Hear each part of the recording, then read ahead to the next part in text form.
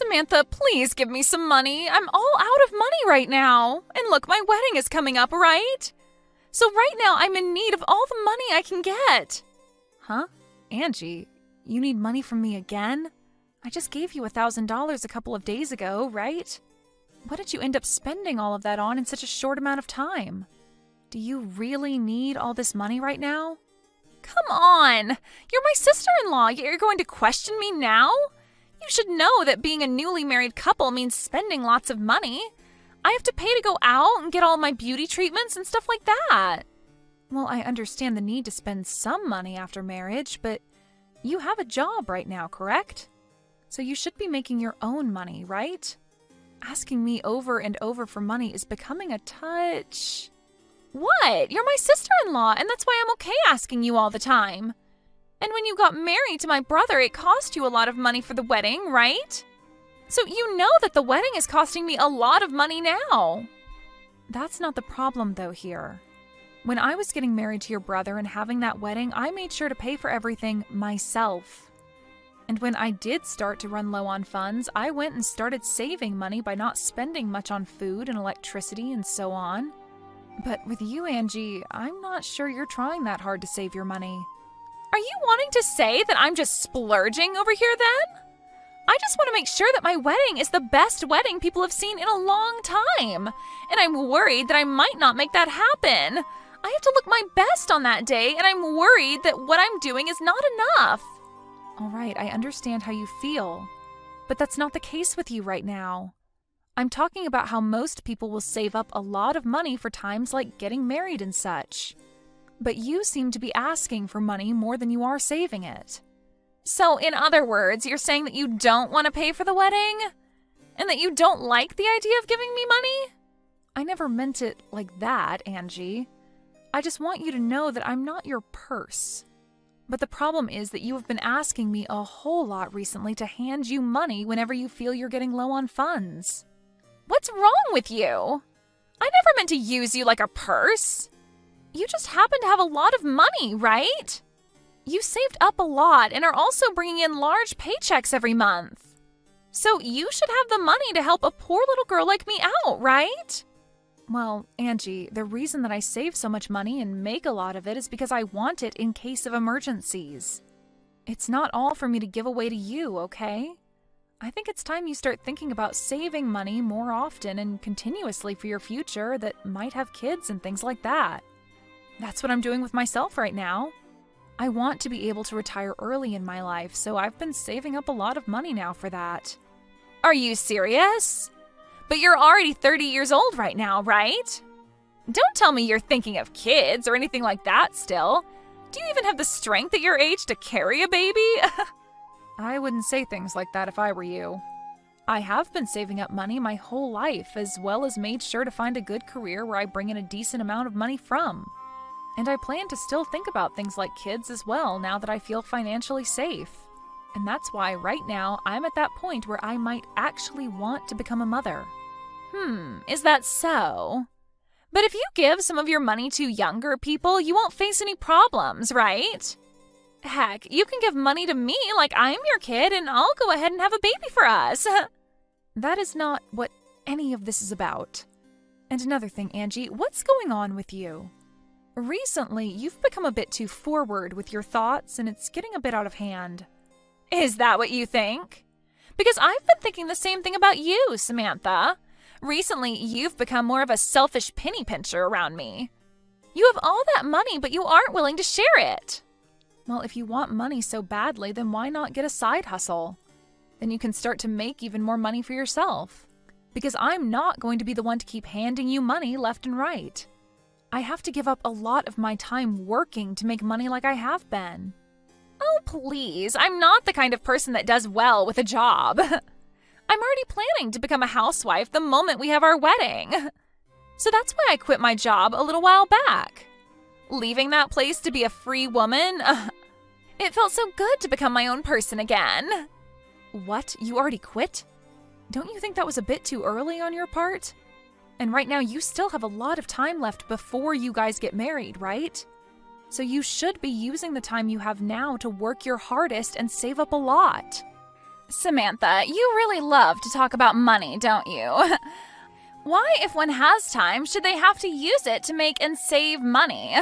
In my case, I'm going to be getting a lot of money with this marriage, so I don't have to worry about wasting my time working when I can rely on others for money. You're talking about relying on me right now. Well, you're one person that I rely on, but my fiancé is expected to be making bank in a few years more. So I think this marriage will be the turning point for me where I can cut ties with working. I'll be able to do whatever I want with no boss looking over my shoulders. What? Is your fiancé okay with you doing something like that? Of course he is. He said as long as I do the chores, he's okay with it. Then why aren't you asking him to give you money now? There shouldn't be a reason for you to ask me anymore, right? Well, about that, he might think I'm trying to leech off of him. What? I haven't actually told him I quit my job yet. I plan to make him believe that I'm the perfect woman before the day we tie our knot. Right now, he thinks I'm working all the time and saving up, and the day we marry, I want him to think I quit my job just for him. What the heck? Are you sure it's okay to be doing all of that right before your marriage? If you keep that up, he might find out later and you'll be screwed. Hiding things from him just so that he'll keep loving you isn't right. Huh? What's up with you now? Are you getting jealous of me? Sucks to be you right now, huh? My brother has never had a lot of money, making you work all the time. But I guess that's on you for choosing to marry a man like him in the first place. I like to work a job, so it has nothing to do with him. If he was making more than me right now even, I still wouldn't quit my job. I'm not that into being a housewife. I like to think that the money you want to spend has to come from the work you've put in. Oh, so you're one of those people. Women like that end up getting cheated on by their husband at some point and have to deal with that in their old age as well as with all the health issues they get after. I think you'd better have a kid soon so that my brother doesn't leave you. I'm just going to assume you're saying that out of worry for me. But don't trouble yourself with that because we do have kids on our mind at the moment. You really try to be a strong woman. Well, whatever. You do what you want to do because it has nothing to do with me. But anyway, make sure to put another 1,000 in my bank account, okay? Well, I'll text you again the next time I need some money. Wait, Angie! I told you I'm finished giving you money. Stop asking me for money. Hey, Seth, can you do something about your little sister? She's come back to me again asking for more money. But I've had enough of her and said no this time. What? She's at it again? I'm so sorry about her. She really has no clue what she's doing right now. I'll make sure to tell her again, but with a bit more seriousness this time. But what's worse is that she's told me she quit her job. And that's her reason for asking me all the time for money now. Don't you find all of this a bit strange now? I am not her eternal ATM, okay? What? She quit her job now too? I get that she wasn't making that much working there, and would come and ask me from time to time for money, but I think once she's married, all of this will be resolved. I'm sorry, but that girl has gone on with all of this long enough, Seth. Remember when we took a small vacation together and let her stay at our place? We came back to our house being a mess and a lot of our things missing because of her. I know that she has a lot of things wrong with her in her head. I just didn't think she would go this far. It's because while we were out of the house, she saw my checkbook and saw how much money I was making. That's when she started asking me for money as well. But what I learned today is that her fiancé apparently has a lot of money as well. So I really hope that you're right about saying that after her marriage, this should all be resolved. That's just a hope of mine, though. You don't have to give her any more money, okay? Yeah, I'm sure it won't be. For a little while, I thought she was a nice person to deal with, but recently she's gone too far and I'm not having it. She really thinks that acting as rude as she has been is acceptable at her age for some reason. I could see that. If we really have to, we can always cut ties with her after her wedding. Ah, and now that I think about it, I want to change the subject. Did you see we got a message saying that we are allowed to take out that loan on a new house? What? Get out of here! I never saw any message about that. Perfect, now we can move out of this place. Absolutely. And about moving into a new house, to avoid having Angie come over at all when we're away, let's just keep our address a secret from her. How does that sound? Actually, I was thinking the same thing. Let's move out of here without telling anyone. Alright.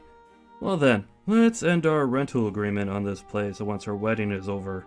And then we can get out of here. Alright, that sounds great.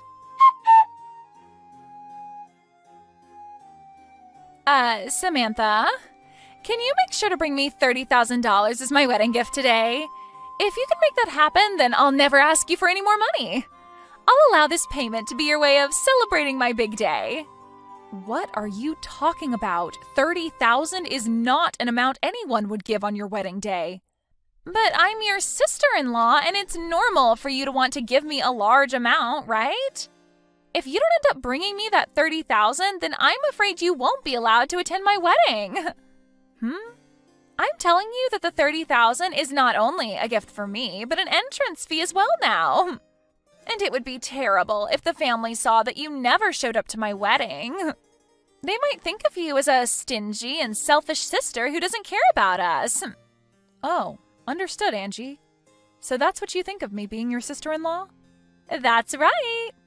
As long as you give me that last bit of that money, I'll no longer bug you anymore. I'll even consider you my real sister if you can give me that money. So I'm looking forward to that money getting to me. Then I'd like for you to pay me $60,000 for your wedding. Huh? What are you talking about? You haven't heard yet? I planned on paying for this whole wedding for you. I had worked for the group that put together this wedding before, and so I got a discount through them to give you this wedding. And I was totally fine doing that for you because I believed you were like a cute little sister to me. Huh? Wait. The ones paying for this wedding should be my parents and my brother, right? Well, at first, that's what they'd all been saying. But then things turned into only your brother and I having to pay. Because your parents were kind enough to pay for part of my wedding back in the day. I didn't want to make them pay for yet another wedding again, so I told them that just Seth and I would pay, half and half. Huh? Are you kidding me? If I'm to stay away from your wedding, though, I won't be able to get that discount for the wedding. And the full price will have to be paid. And after taking a look at the original cost, it'd be $60,000. And that would need to be paid by you. Well, good luck with that. You're lying. Wait, I never heard a thing about this. If I'd known that, I would have been a little nicer to you. You shouldn't have had to know about that to be nice to me, though. I've already given you a ton of money as it is. If you're not even going to be nice to me because of that, then I don't care about how you act with me now because I'm sick of you. If you really want to be nice to me now, give me back my money and pay for the wedding. All right, hold on a sec. Now that I think about it, it's all right for you to come to my wedding. I won't make you pay that $30,000 anymore now. I don't need it anyway, so just pay for the wedding and I'll be set. I'm not paying for it now. I don't have the money anymore to be paying for a rotten girl like you. You would never be able to pay for a wedding like the one I put together for you anyway, so at the very least, you should be saying thank you for that first. All right, I'm sorry. Just come to my wedding now and make sure to pay for it. No. I'm planning on explaining all of this to your family right now as well. And then I'll head back home and enjoy my day off work. And Seth is with me right now, and he says he'll be coming home with me as well. If you're going to do that, then I'll come to you right now. I'll come to your house and start screaming at the top of my lungs and make all sorts of noise to make you guys pay. If you don't want me to embarrass you guys in front of all your neighbors, then shut up about going home and come pay for my wedding. We've already moved into a new house, so the place you knew about isn't where we're living anymore. So you can go there and make all the noise you want, but you'll most likely be taken away by the police. Huh? What? That's definitely a lie, right? I'm not lying, Angie. I told you, I plan to go to the next phase of my life and hope to become a mother. So we've bought a house and we'll start to work on making babies and having a fun little family here. And since you'd be getting in the way of that, we're cutting ties with you. Wait, I get it now. I'll apologize to you for real now, so come back here. I really do not want my wedding to fall apart now. Well, for me, that's kind of what I want to happen to your wedding. And it's too late now to cry and scream about it. You really should have hidden those rotten intentions from me a little bit longer, right? But I think a rotten girl like you having her wedding fall apart around her and going to hell is a perfect ending. After that, Angie continued to cry to Samantha, asking her to pay for her wedding and everything. But Samantha made it clear she wasn't paying anymore and proceeded to block Angie's number. This then led to Angie's fiancé losing faith in his bride after the news spread, and the wedding was finally brought to an end. Angie ended up having to pay for all the cancellation fees for her wedding, and her getting to marry her fiancé was also long gone. Right now, it seems as though Angie is living the worst time of her life. But as someone who could never thank anyone for the money she constantly took from them, her having to go through this kind of hell is only natural. Hey Mary, where did you go? I haven't received the paperwork that needs to be submitted by today. I hope that you gave it to someone else before you left. Hi, Nancy. It's already past working time, so I'm heading home now. I really don't want to think about work right now, so can you not talk about that? Do you need to care about what I do after finishing my job? Seriously? Did I ask you anything about what you do after work? No. All I want to know is, did you do the paperwork because it's due today? No, I didn't. I thought you would do it. Really? I was talking about this since last week. I would have appreciated if you said something like, hey, I didn't have time, so can you help me? When you left the office. I knew you would make me stay if I didn't say that. We could have finished it earlier until the time you always leave if we work together. Okay, you know what? You probably don't care, so I'll do it. Did you at least edit the paperwork you turned in this morning? I told you it was full of mistakes. Thank you. Oh, that paperwork. Sorry, not yet. I'll do it tomorrow if I have time. Tomorrow, if you have time. Seriously. Are you taking this job seriously? Yes, I have other things to do, okay? Like what? Like answering the phone and helping others? You haven't done a single job I've asked you to do. Why are you saying this now? You're scaring me. I'm saying this now because you probably won't understand if I told you in person. Are you lecturing me now? Seriously? It's after working hours. Can you save it for tomorrow? Okay then, I'll tell you in person tomorrow. I just don't want you to be sloppy. You've already been working here for a month, but I feel like you don't care about anything. Yes, I do. Are you talking shit about me? You're pissing me off. I'm just telling you straight facts. I find it annoying and would like you to fix it. You're not lecturing me. You're attacking me. All I said was just do the job that I ask you to do and try and learn some things so that you don't make mistakes anymore. Who do you think you are? Do you think that you're above everyone? No, I don't. I'm not above anyone else. I'm sorry if I offended you in any way, but all I'm asking is for you to listen to me so we can get the work done quicker and smoother. If we can do that, I won't say anything. I doubt that. You'll have a problem with me whatsoever. Mary! Have I ever said anything bad about you besides your working behavior? No. You're probably lying. Why would you say that? You always target me and be harsh on me, so I think that you talk shit behind my back. I'm so sick of that. I don't do things like that because it's a waste of time. I just gave you advice, and you call that being harsh?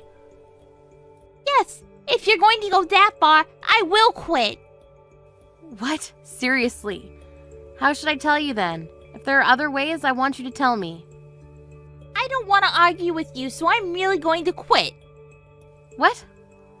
It's your fault that the company will lose one of its competent employees. Will that be okay? Do you think you can quit that easily? Of course! I'm traumatized! It's a serious mental health issue! Is that because I told you that you don't care about anything? Yes! I was scolded by you, so I'm quitting! So just because you experienced something that pissed you off, you decide to quit. Are you serious? You'll never get any jobs if you're like this. Do you understand what year we're in? You're still stuck in your old times. You should quit being so mean to others like that. I'm going to quit, so I will go talk to the HR tomorrow. I don't understand the way Gen Z thinks these days. Anyway, you need to let them know at least 2 weeks in advance. So what? I can tell them I'm not coming in from tomorrow because you're the reason I'm going to quit, because you're creating a toxic work environment. I'm demanding $100,000 for my severance pay. You have no common sense and are unprofessional. Toxic environment?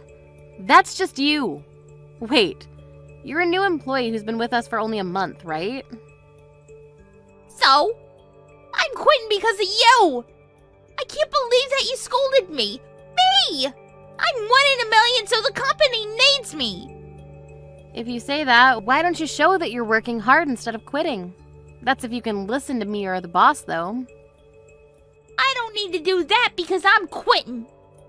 So you're seriously going to quit? Yes, I can finally be free from you. Okay then, I'll ask the HR to start with your retirement process, because I know someone there. Yes, I feel so bad because it's going to be a huge loss for the company. If the company goes bankrupt, it's all your fault. You should regret your decision. Regret? I have nothing to regret about. Yeah, for now. You will in the future, though.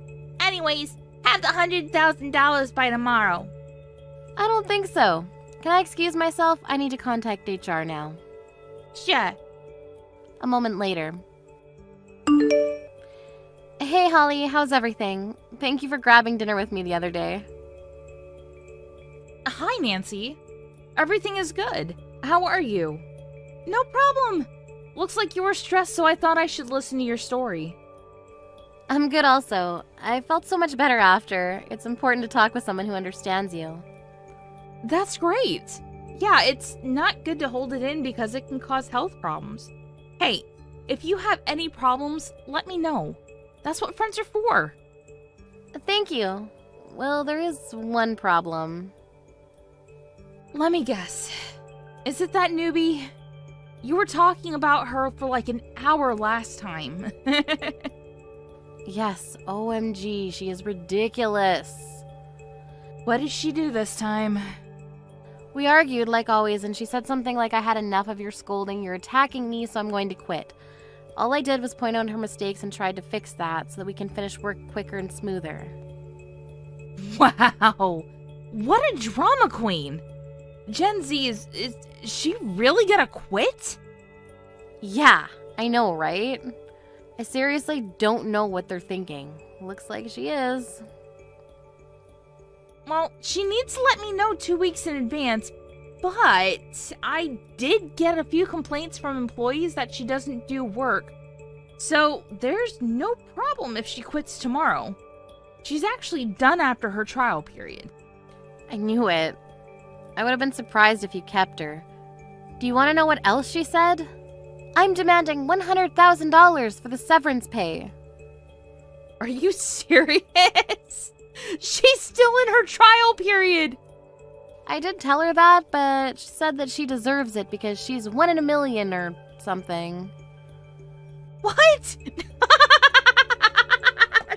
Sorry, but I have to laugh. I laughed also. Anyways, would it be okay for you to start with her retirement process? Of course. I'm actually starting it right now. I want her gone ASAP. Great, thank you so much. Let's go grab some drinks this weekend to celebrate her dismission. Definitely. We can go to a restaurant beforehand if you want. I'll treat you because you went through hell. What? Are you sure? That's very generous of you, thank you. Let me pay for the drinks though. Well, you don't need to, but if you want to, I appreciate that. Looking forward to this weekend. Next week. Why aren't you picking up? Pick up the phone right now! Oh my gosh, stop blowing up my phone. My phone might die. What if I get a call from one of our business partners? Please call the company if you have anything. Who cares about that? How's the quitting thing going? Did you seriously call me 300 times just to ask me that? The process is done. There, happy? Now stop calling me. Why haven't haven't you called me in the first place? What do you mean, why? Why do I need to be the one calling you? Because you were in charge of me? I was just your trainer. Call the HR if you have any problems. I want to ask you because I don't want to talk to them. My severance pay is not deposited in my account. What the hell? Seriously, I specifically said $100,000. I told you. What are you talking about? Did you really think that you could receive that? Are you kidding me? I can't believe you. Tell the HR to deposit it to my account right now. It's $100,000, okay? If I do, they'll just laugh about this. Why? You're still in your trial period. There's no way that you'll get the severance pay. What? Seriously? So I won't be paid even a penny? Yes! There is no companies that provide severance pay to an employee who has worked for only 1 month. If there is, I would love to work there. But a competent employee like me is quitting. Competent. Really? You got some damn nerve to say something like that. Sorry, but you are not. Excuse me? You also said that you're 1 in a million, right? I am. You are in your own damn mind. Oh my god, that's so rude. Oh, do you want to argue? Sorry, but it's the truth. Everyone thinks that here. Who cares what other people think? Anyways, I deserve the money because I quit. Oh my gosh, do you really need to talk about this? You will not get it, okay? If it was that easy to get severance pay, wouldn't people quit already? Why can't I get it? I didn't want to quit in the first place. What the hell do you want to say? I want to say that it's your fault that I quit because you were so harsh to me. It's the same thing as being laid off. First of all I did was point out your mistakes and told you to fix it. Is that my fault? Isn't it common sense for the trainer to point out mistakes to the new employee? If you're not used to this, what kind of places have you been working at? Also, quitting is not the same as being laid off, okay? Quitting is something you choose to do, and laid off is an action that someone else does to you. Quitting was your choice. I've been working at places that actually respect their employees and treat them well. You were the total opposite of that. Well, who cares? You should have been nicer to me so I didn't have to quit. Nicer. You were looking at YouTube videos and weren't listening to me in the first place. Didn't you realize you were causing trouble to the people around you? Hey, I was looking at educational videos. I took a peek a few times, but I only saw animals, nails, and makeup tutorials. Those were just ads. Yeah, that's an excuse. I remember you making a lot of excuses. Are you sure you want me gone? I'll be useful, you know? You quit, so why are you asking me that? There are other people who are useful out there, and I think it would be faster to find someone better. What does that mean? You're done with our company. Can you not understand me? Is this for real? Yes. You quit not because of me, but because you were mentally weak. That's the truth, right? People talk about it at the company, actually. Wait, so I'm being made fun of by everyone? Yes. Let me tell you what they say. There was once an employee who didn't do their job and quit right after the trainer gave a little warning because that person mistook it as scolding. Your actions resulted to this, so don't even think about making it my fault. Maybe you should find a job that you really want to do. Oh, I'm really done. Yes! How many times do I need to tell you? You are not a part of this company anymore. Don't you feel like you're responsible or something? For what? This is your fault. HR told me that you were done after the trial period, so it was a good timing for you anyways. Good for you. Wait, seriously? Yes. Looks like you got a few claims from people. From who? I want to know their names. I'm not going to tell you because it's private. Wait, what about the severance pay then? I told you that you won't get it because it's only been a month. Weren't you listening to me? If you calm down and still don't understand, why don't you go on Google and research? So shocked. Why are you shocked? It's the result of everything you've done. I didn't expect it to be like this. I can't believe that no one stopped me and I'm not getting paid. Can I cancel quitting? What are you talking about? Of course not. It's too late now. Plus, you got some damn nerve to say that after what you've done. Please, I was a full-time employee. If I can't get the severance pay, then I don't want to quit. So just because you can't receive it, you want to come back? Yes, is there something wrong? Well, yes, there is. You can't just come back after you quit with very short notice. Why don't you think about what you've done? Also, I know that even though you come back, you'll be slacking off watching YouTube videos and talking with people doing nothing. I won't do that, I promise. I heard those words every day while you were here, but didn't change at all, so I don't believe you. I'll change from now on, I swear. Hey, I have an idea. How about rehiring me? Can you talk to HR? You just don't give up, right? HR will say it's going to be a big no, so find someone else. Why? What do you mean, why? Why don't you think about that? This is the result of your own choice. I didn't expect this to happen. There's really nothing I can do, so good luck finding a new job, and I hope don't get scolded there. Also, make sure to not quit as soon as you experience something you don't like, okay? After the incident, Mary rushed to the company to talk about canceling quitting, but since all the process was finished, she wasn't even allowed in the building. She ended up losing her full-time job, which she finally found and started to look for jobs while having no money. Company found a new employee who is the total opposite of Mary, hardworking and competent. There's nothing but peace at the office now, and I'm working stress-free and I love it. Feeling really anxious. I mean, I'm about to give birth soon. It's overwhelming. Is there anything that could at least help take my mind off it, even just a little bit? Maybe something like reading a book or watching some TV here? Not that you would know, since you've never given birth yourself, right? Amber, yeah, I can understand why you'd feel that way. It must be really tough. And you're right, I don't have any experience with childbirth, so there isn't much I can say that would truly help. Maybe ask one of the nurses who are around to help you find something to keep your mind off things. But anyway, if there's anything I can do for you, anything at all, just let me know. Well then, why don't you go ahead and buy me a Chanel bag? If I have that, I'm sure it'll give me the motivation to push through and stay strong. And then I can take it out with me on the town after having this baby. What are you even saying? That's not the point here, and you know it. I'm genuinely concerned about you, you know? I'm worried about your health, too, and making sure you're doing well. Are you craving anything specific, or would you like me to get you some sports drinks or anything? I could bring those over for you.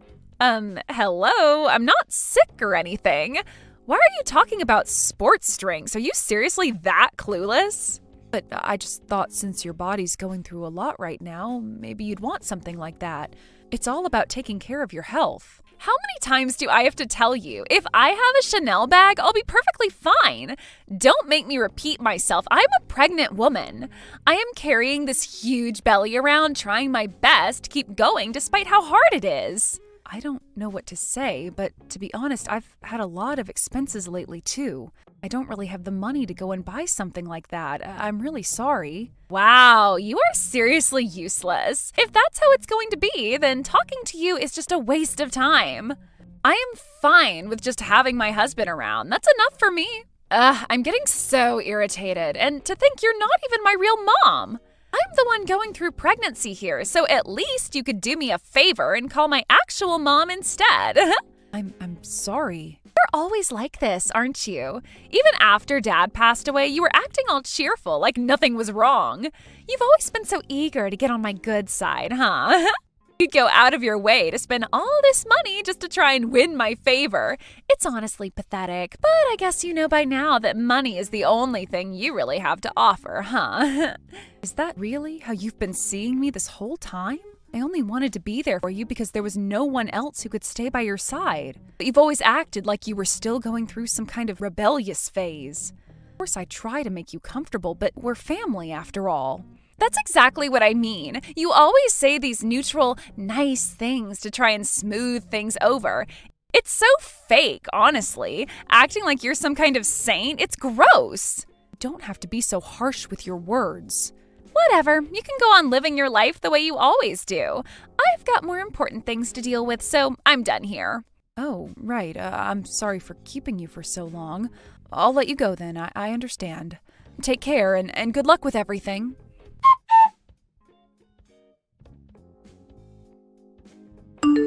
Wait, what's going on? What do you mean, get out? I just wanted to see the baby as soon as possible since they've just been born. I've been waiting all this time to meet them. Huh? Don't get ahead of yourself, all right? I don't want someone like you, a stranger, anywhere near the child I just gave birth to. Got it? What? A stranger? What are you saying? I've never thought of you as family, and frankly, I want you to get out of the hospital room. Up until now, I stayed quiet because I thought you were useful, but to be honest, you've always been so annoying. So I'm taking this chance to cut ties with you. Go on, disappear already, you old hag. You really mean that, don't you? Obviously. Don't you ever show your face again. And by the way, you stink. Your old lady smell is unbearable. I see. Well, then I'll go. I'll take your words to heart. Just know that you can't take them back after this. Why would I want to take them back? Ugh, it's so gross. The stench of old age is suffocating.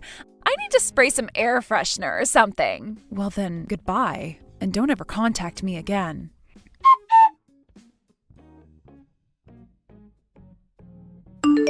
Wait, Chelsea, what happened? Where did you go? I thought you were resting while I stepped away for a moment, but now I can't seem to find you. I asked Amber and she said you'd gone home. Did something happen? Oh, Frank, I've been cut off from that child. She told me she doesn't want me in her life anymore. So I've gone back home and returned to my work. What? But Chelsea, just earlier she was in tears of joy, so happy to see you. And now you're telling me she sent you home? I don't understand. What happened? Frank, I've told you before, haven't I? I'm that girl's father's second wife. I'm not her biological mother. I made sure you were aware of that. Yes, of course, you told me, but surely that's not the reason why she would... Oh, but it is. Apparently I'm nothing more than a stranger to her. She told me not to come near her child because I'm not family. And just like that, I was shown the door. She said that until now I was useful to her in some way, but now that she has no need for me, she's cutting ties. It's as simple as that. That's so unfair. It's not right at all. I agree, but there's nothing more to say. From here on out, I won't be stepping in or trying to help in any way. She's a stay-at-home mom, and I know this will put a burden on you, but it's no longer my concern. You'll have to take care of things from here on out. Wait, does that mean you're really serious? You're not going to help us at all moving forward? I'm afraid so. Every future plan we discussed, it's all off the table now. From now on, you, her, and the baby will have to figure things out on your own. I understand. I guess this is how it has to be. Honestly, though, I think it's the right decision. Even if she didn't mean what she said, even if those harsh words came out in the heat of the moment, it's still unacceptable. You don't say things like that to someone who's done so much for you. Well, that's how I feel too. I don't care what she or anyone else thinks anymore. I have reached my limit. There is only so much a person can take before something inside just snaps. I am done bending over backwards for her. From now on, I'm going to live my life freely without worrying about her. To be honest, just knowing I can finally live without constantly thinking about her feelings, it's a relief for me. I feel lighter already. That makes sense. I get it. But the truth is, I have my own struggles to deal with too. There's something I need to tell you. As much as I've tried to stand by her all this time, I don't know if I can keep supporting her in the future. If things continue like this, I'm not sure how much longer I can do it. I'm sorry. Wait, what do you mean by that? Well, in any case, I guess she's no longer my daughter. I'm not going to push any responsibilities onto you either. If there's more going on, it's up to you both to figure it out. I don't want to get involved anymore. Thank you for understanding. I know it's going to be hard moving forward, but I believe you'll find a way. Just hang in there, okay?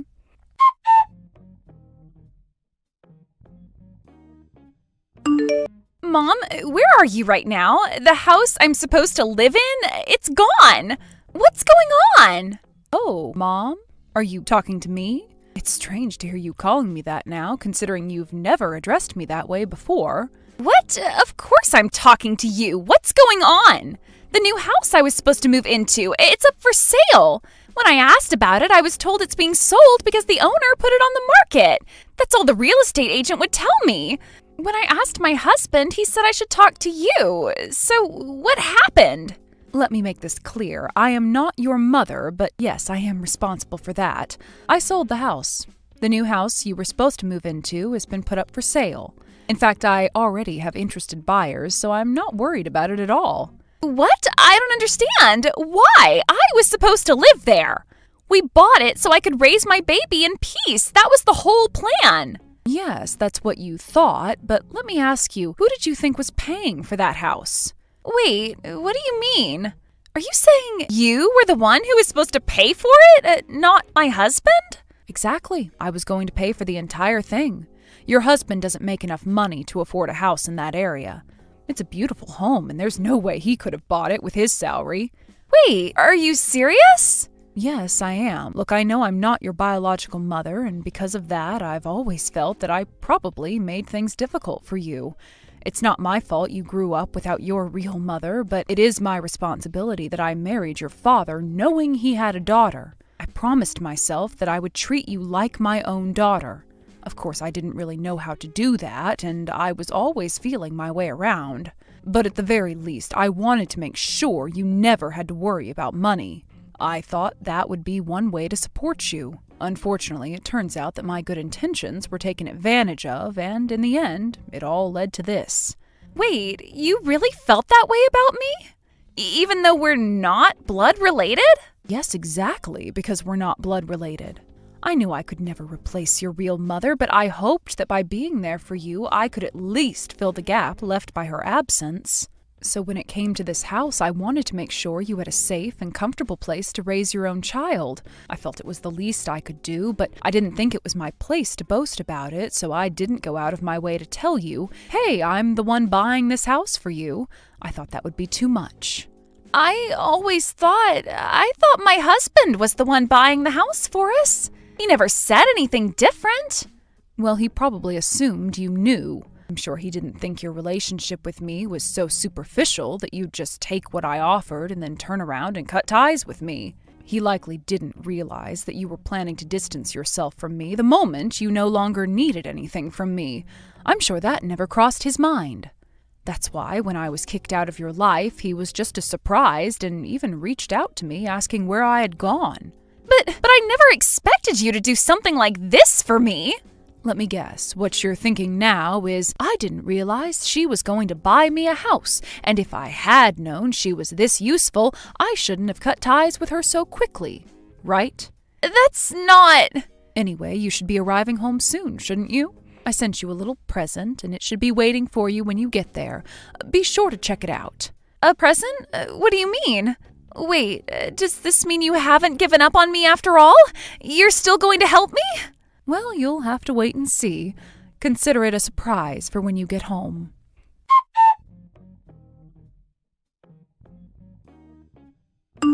What's going on? My biological mother just showed up at my house demanding to hold the baby, yelling to be let inside. She's acting completely insane. This is terrifying. She's still outside shouting, "Do something! Is this woman really my mother?" Oh, I see you've received my little present. Yes, that woman is indeed your biological mother. Your father divorced her to escape from her and then met me. We got married afterward. Are you serious right now? Yes, absolutely. As you can see, she's not exactly stable. Your father realized that a few years after you were born. Up until then, he thought she was just a bit eccentric. He tried to be understanding, accepting of her oddities, but after you were born, things changed. She started using stress as an excuse to go to the pachinko parlors all the time, racking up debt. When she'd come home, she'd blow up in fits of rage. She neglected you, leaving your father to take care of everything while she claimed to be suffering from postpartum depression. Then she started spending her days drowning in alcohol. I had no idea. My real mother was that terrible? Your father hid it from you, but he didn't tell you any less either. He just avoided embellishing the truth to make her sound like someone she wasn't. There's no way this is real. That woman out there can't be my mother. Your father knew that if she ever found out about your life, she'd come running for money. That's why we've been keeping things hidden from her all these years. But then you're the one who insisted. You said I'm pregnant and struggling. Couldn't you at least find my real mother? Don't you remember? I might have said something like that, but if she's like this, I really didn't need her to be found. Well, since you've severed ties with me, your stepmother, I figured I'd grant your request as a parting gift. This is impossible. If I let that woman hold my baby, she might take off with them.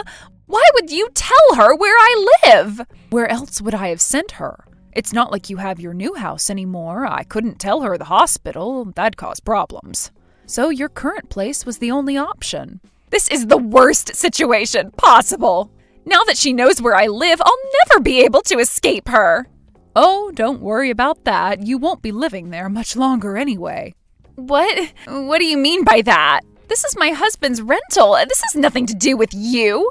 You're right, it doesn't involve me. But honestly, you've been far too cocky for too long. Even your husband is fed up. What are you talking about? What's going on? Let me ask you something. Whose child did you give birth to? Huh? What are you trying to say? The baby you just had. It's not your husband's, is it? I'm asking you, whose child is it? Of course it's my husband's. Who else would it be? Your husband suspected something. He thought you were seeing someone else behind his back. So he hired a private investigator, and guess what? It turns out you were. They gathered plenty of evidence, so there's no way you can talk your way out of this. Stop it! That's ridiculous! There's no way! There's plenty of proof. You're caught. After gathering all that evidence, he decided to take a paternity test just to be sure. And surprise, surprise, the child isn't his. You've got to be kidding me. Why would he even do that? What kind of person suspects their wife of something like that? That is so low. You're the one who's done something far lower. He found out the child wasn't his, and now he's going to divorce you. What? Wait, no! You can't be serious! Divorce over something like this? Isn't that a bit extreme? We just had a baby! It's not extreme at all. That child isn't his. He has no obligation to stay with you or raise someone else's child. You betrayed him. Did you honestly think there wouldn't be consequences? But... You married him, had a baby, and he was thrilled, only to find out the baby isn't even his. Can you imagine how that must have felt? Oh wait, you probably can't. You take after your biological mother, emotionally detached and completely self-centered. I was just so lonely. He was always working and I was always by myself. It was so boring. I felt abandoned. Then I heard that my favorite host had retired, so I thought, why not reconnect? We ended up sleeping together, but it wasn't like it was a big deal. A big deal? You cheated on your husband and you had another man's baby. That's not something you can brush off as no big deal. You've broken the law. You've committed adultery.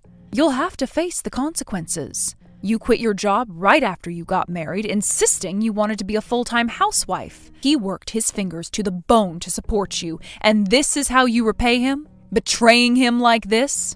But I didn't have a mother growing up. I've always been lonely. And then he chose his job over me, leaving me all alone all the time. How could he not understand how lonely I was? Isn't it his fault for not keeping me happy? Then get a job. What? If you had a job, you wouldn't have had all that free time to start thinking like that. You've built this fantasy in your head that you're some tragic figure who deserves pity and can do whatever she wants because she's been dealt a tough hand in life. You've used me, you've used your husband, and you've convinced yourself that you're entitled to everything. You think the world owes you because you had it rough, right? You've got everything twisted. That's not fair. Maybe I made mistakes, but you don't have to keep rubbing it in. Just help me out with this one thing. Get me a new house. You think people who treat others poorly deserve to be treated well in return? You keep going on about how it was so unfair that you didn't have a mother, but there she is outside your door. I called her for you. Isn't that what you wanted? Isn't that enough to make you happy? You've spent your whole life feeling sorry for yourself, never appreciating anyone or anything. You've been so focused on your own needs, your own wants, that you've completely disregarded everyone else. You've become a selfish, thoughtless person. I am done with you. You're an adult now. It's time to face the consequences of your actions. The world isn't going to revolve around you just because you've been dealt a tough hand. If you keep treating people like they exist solely to serve you, you're going to end up alone. You need to start taking responsibility for your own life, because right now, there is not a single person out there that wants to take responsibility for you after everything you've done to us.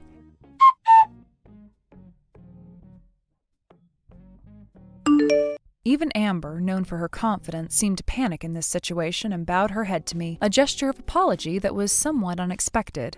Her behavior was quite out of character, and I could sense the desperation in her tone as she pleaded for forgiveness. However, despite this unexpected display of humility, I couldn't overlook her past behavior towards me. The weight of her previous actions hung heavily in the air, making it clear that an apology alone could not erase the hurt I had experienced, nor could I condone her husband's outrageous actions, which had added to my distress.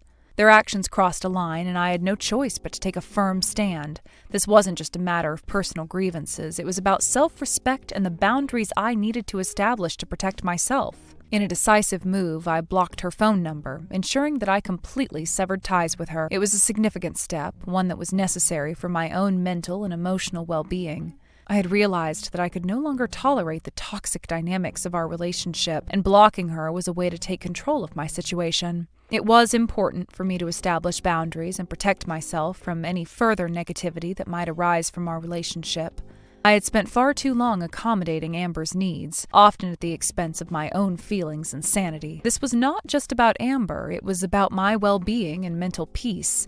I needed to reclaim my space and prioritize my own emotional health. As for what happened to her afterward, I don't know the details very well. However, according to reports from her husband, Frank, it seems that Amber demanded a proper compensation for her situation. It's a complicated web they've woven, filled with deceit and manipulation. Frank conveyed to me that Amber was in despair, unable to rely on her former life as a host to support her anymore. The man she had turned to for help, a former host, was no longer a viable option, leaving her feeling abandoned and hopeless. This turn of events stirred a mix of emotions within me. While I couldn't deny that Amber had experienced hardships in her life, I also couldn't ignore the reality that she had often manipulated those around her to get what she wanted. Her situation was a culmination of her own choices, and I began to understand that it is wrong to take advantage of others' kindness simply because of one's past. Life had been difficult for Amber, but that doesn't give her the right to expect others to be inherently compassionate towards her. It seems she may have finally learned a valuable lesson, that one's past hardships do not justify one's present behavior or entitlement to sympathy. As I pondered this, I realized that my own journey had led me to a similar understanding. We all have our struggles and challenges, but how we respond to them ultimately defines our character. When I think about the relationship we had, I realize that it was marred by manipulation and an unhealthy dynamic. Amber's tendency to exploit the goodwill of others became painfully apparent, and I often found myself on the receiving end of her demands and expectations. It was as if she had taken my kindness for granted, expecting me to always be there to support her without considering the toll it was taking on me. Her approach was one of entitlement, as if my kindness was something she deserved rather than something I offered willingly. Reflecting on our interactions, I remember instances where she would come to me with her problems, expecting me to drop everything to assist her. I would listen patiently as she recounted her tales of woe, feeling an obligation to help her navigate her difficulties. While I am a naturally caring person, I also have my own life to manage, and I cannot always be available for others. There were times I felt overwhelmed by her continuous neediness, yet I still tried to be supportive, believing that everyone has their struggles. However, there is a distinct difference between offering support and being taken for granted. Amber's behavior often blurred that line, leading me to question the sincerity of our friendship. It felt as if her appreciation for my help was conditional, reliant on my continued availability and willingness to cater to her needs. This realization was disheartening and made me reconsider the nature of our relationship. In the past, I might have ignored the red flags, thinking that friendship meant being there for one another unconditionally. I had been raised to believe in the value of loyalty and support in friendships, but life experiences have taught me that healthy relationships are built on mutual respect and understanding, not on manipulation or dependency. As much as I wanted to be a good friend, I also needed to prioritize my own emotional health and establish clear boundaries. Now that I've distanced myself from Amber, I find a sense of relief in the absence of that toxic energy. It's allowed me to focus on my own life, my own relationships, and my own well-being. The decision to block her number was not made lightly, but it was necessary for my peace of mind. I remember the anxiety I felt every time my phone buzzed, wondering if it was Amber reaching out for yet another favor or emotional crutch. The stories I've heard about Amber's decline since our split illustrate the harsh reality of her choices.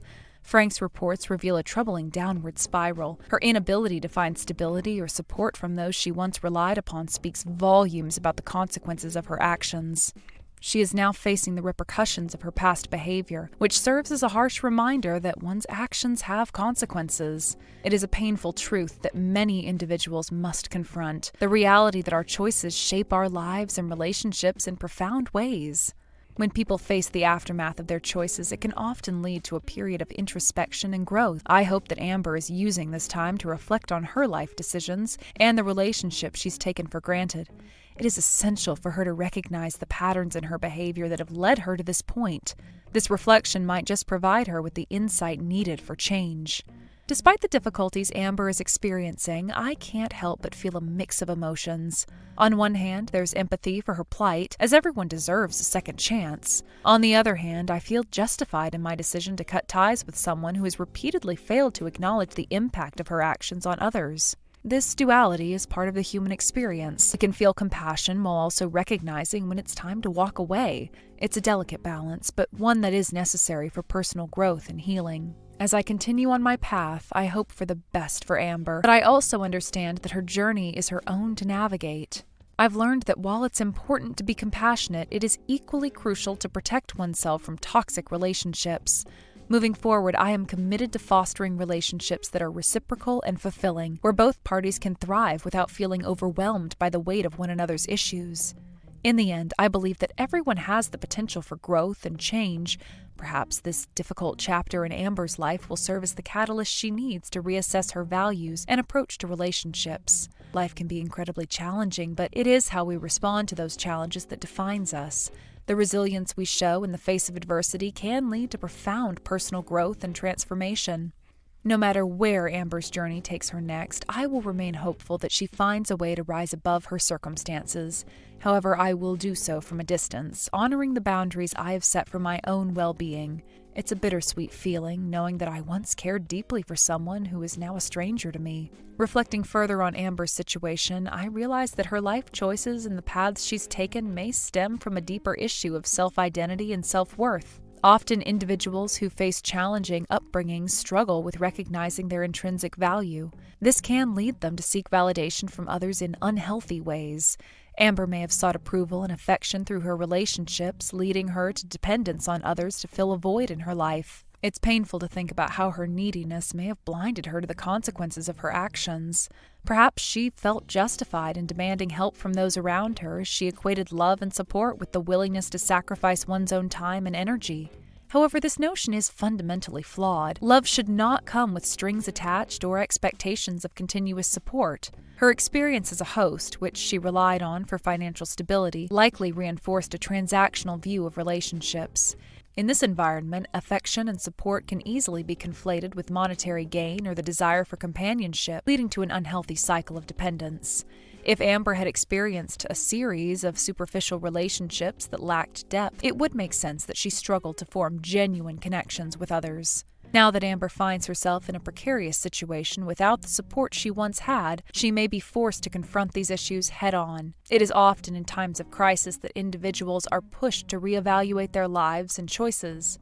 Perhaps this moment of despair could be a turning point for her, prompting self-reflection and growth. This kind of introspection is essential for anyone hoping to break free from the patterns that have held them back. As I consider the dynamics of our friendship, I'm reminded of the importance of fostering relationships that empower rather than diminish. It is crucial to surround ourselves with individuals who uplift us and encourage our personal growth. Relationships should be built on mutual respect, where both parties contribute to one another's well-being. For my part, I have learned valuable lessons through my experience with Amber. I now recognize the signs of a toxic relationship and understand the necessity of maintaining healthy boundaries. Setting limits does not equate to a lack of compassion. Rather, it reflects an understanding of one's own needs and limitations. It is essential to strike a balance between helping others and ensuring that our own emotional health remains intact. While I may feel sympathy for Amber's current situation, I also acknowledge that her choices have led her to this point. It's easy to fall into the trap of feeling sorry for someone and forgetting that they are ultimately responsible for their actions.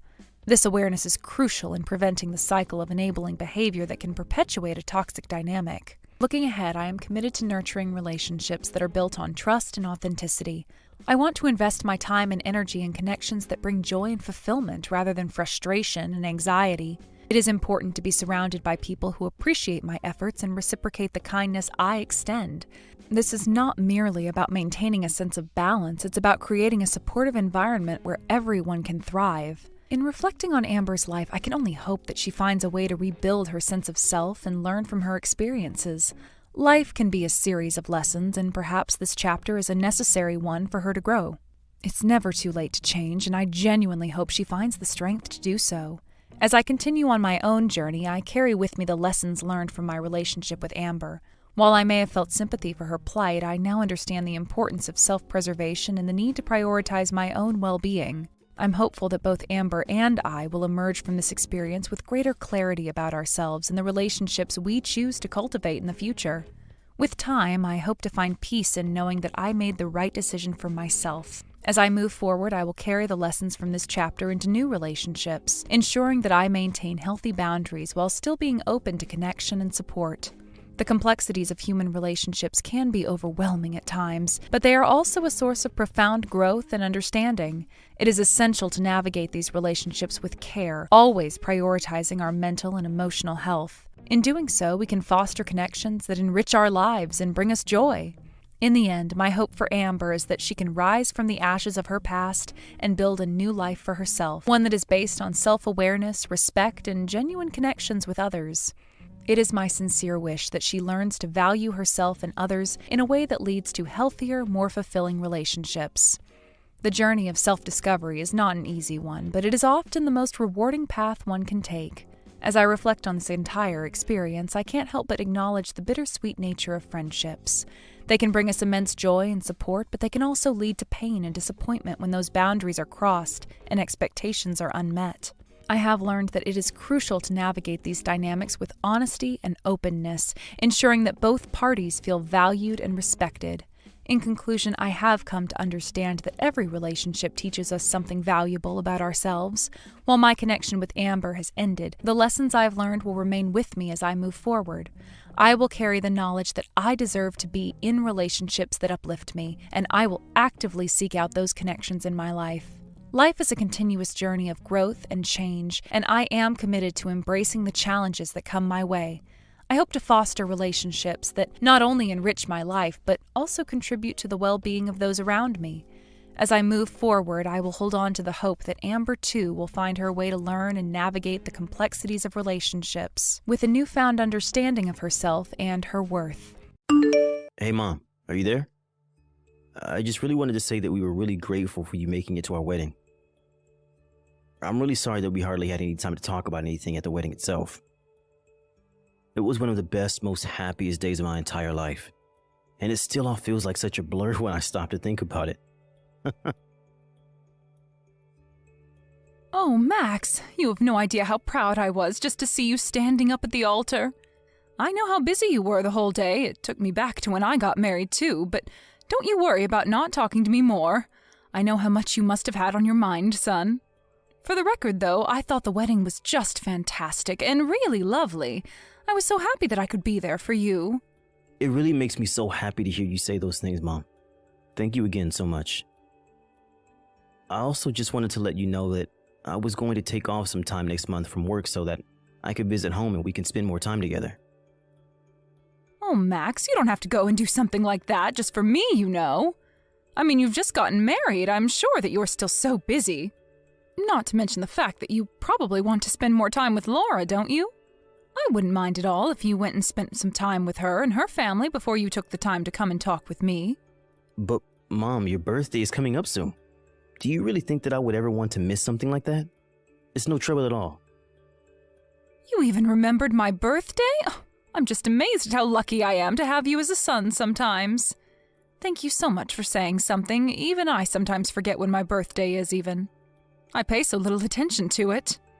Well, you know that I would never forget something as important as my mom's birthday. I mean, I do always help you celebrate every single year, don't I? Normally, Toby and I are always sending out a birthday card that we both signed. But I think this year you're going to be getting one from Laura and I instead. You know that you really don't have to go and send me something. I know that you remember my birthday, and that's enough for me. Besides, I'm already so old and have had enough birthdays. You don't need to worry about an old lady like me. Don't be silly, Mom. You're my mother. And I want to let you know just how grateful I am to have you in my life. I mean, you raised Toby and I as a single mother. And now that I'm an adult, I can really start to realize just how difficult that must have been. But I want you to know that I'll never ever forget what you did for us in the family, and that I'll always be there for you. Max, I really am just so proud of you, son. Thank you so much. But I also want you to know that I hope you don't think you have to do this to be a good son to me. I want you to know that the best thing you could do for me is to live a long and happy life with a family of your own. That's all I've ever wanted for you. Well, don't go talking as if you're not long for this world either. You still have plenty of years ahead, and I plan on doing all that I can to make them fulfilling for you. And so you better look forward to your birthday this year, okay?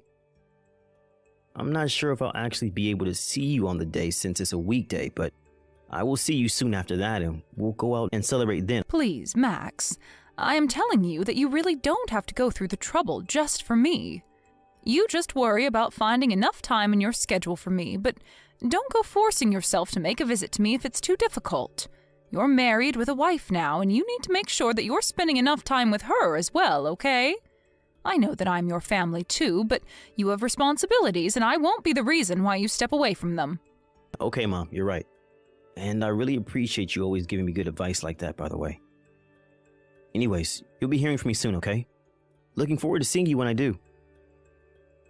I'll look forward to it, but just don't push yourself too much. I know that you're busy with your job, so make sure you're focusing on that as well. And don't forget that you're married now, too. You can't just be working overtime all the time now. You have to spend some time with your new wife. Oh, I think that Laura's going to be just okay now with how things are, actually.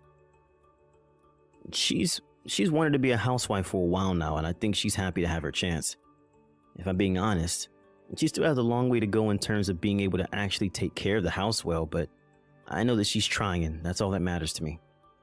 The only thing is that she doesn't quite seem to have budgeting and now how to spend smartly down just yet, but we're working on it. Well, if that's the case, then make sure that you spend enough time with Laura so that you two can communicate about that, okay? Even if you've known the person for a long time, marrying them can still present a lot of new changes and challenges, and it's important to approach those as a couple. So if you're having money problems, make sure that you're patient enough with Laura to explain to her what you want in a way that she can understand and contribute to as well, okay? Of course, Mom, and I really appreciate your input. Those are all important things to keep in mind when moving ahead.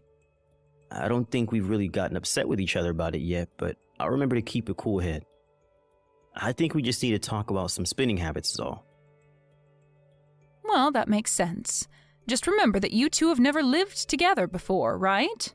So before you really only had to worry about earning and spending for yourself, but now that you're a family, there's the two of you plus the future to think about. She might just need some time to adjust to all of this. You're absolutely right, Mom. This is all really good advice for me, and I won't let it go to waste. Thanks so much for listening to my problems and for giving your input. I'll be talking to Laura about all that you said here. That's my boy. I'm sure that you two will be just fine, okay? Now, you go and have a nice rest of your night. Hi there, Mom. I'm just messaging you right now to wish you a very happy birthday. I'm sorry that I'm sending this message so late, but I had a rushed morning and then was at work for a long time. I just got out of the office now, so that's why I'm sending the message at this time. By the way, did the birthday package from Laura and I arrive at your house? Yes, it did arrive. Oh, that's just great to hear. I'm so happy it got there on your birthday. I was worried that it wasn't going to make it on time. And then I was thinking all day about whether or not it had arrived since I hadn't heard anything from you. Well, I have to say, I was quite surprised at what was inside when I opened it up. You're kidding me. Did we really surprise you? And here I thought we were getting you something that you'd been wanting for a long time. By the way, don't worry about the price at all. I know it might be a bit shocking, but it's your birthday, and we just wanted to give back to you. Oh, yes, the price. That was another thing about your gift that just really shocked me. Really? I didn't think you'd be that thrown off by our gift. We just had our wedding, so we had some extra money to use, and I wanted to make sure you knew how much you mean to me. Consider the gift a way of saying thank you for all the hard work that you've done in raising Toby and I. I know how hard your life must have been and how we probably didn't make it easier on you most days. So I just really wanted you to get that gift and know how I felt. And so that's all the meaning behind this old moldy slice of cake that you've sent me? Wait, what? What do you mean, moldy slice of cake? I mean, that's why I was so surprised. Everything arrived in this great big box and I was a bit confused. But then I opened up the lovely pack and inside was a piece of moldy, stinky birthday cake. I have no idea just where you even got a cake like that. And the letter that came with it basically said something to the effect of you never wanted to talk to me ever again. That's why I was so shocked. I actually cried for the first time in I don't know how long because of what you sent me. Wait, what? I don't understand. What do you mean? Did you really get that in the mail? You thought that we sent you that? What are you talking about? It has your name on the return address. How could you do this to me, Max? How could you do this to your own mother on her birthday? I thought that I raised you better than this. We had such a lovely conversation the other day, and this is how you show your gratitude? I just don't even know what to say. Wait, no, there has to be some kind of mistake here. This isn't right. What mistake could there be? You've made what you want to say to me very clear with your gift and letter. What else did I miss? I mean that I didn't send you a rotten piece of cake or write that letter. Something is going on here. I would never in a million years send you something like that. I did send you a dessert, but it was a fresh piece of cake from a nice bakery. And the other gift we sent you was a really pretty watch that we shelled out a lot for. I remember that you're always talking about losing track of time and that the strap on your old watch was falling apart. So I wanted to give you a new one that looks really nice. Well, I didn't get any kind of watch or cake. I just got all this. What is going on here? I have no idea, but I promise to you that I'm going to get to the bottom of this. Unless I think I might know.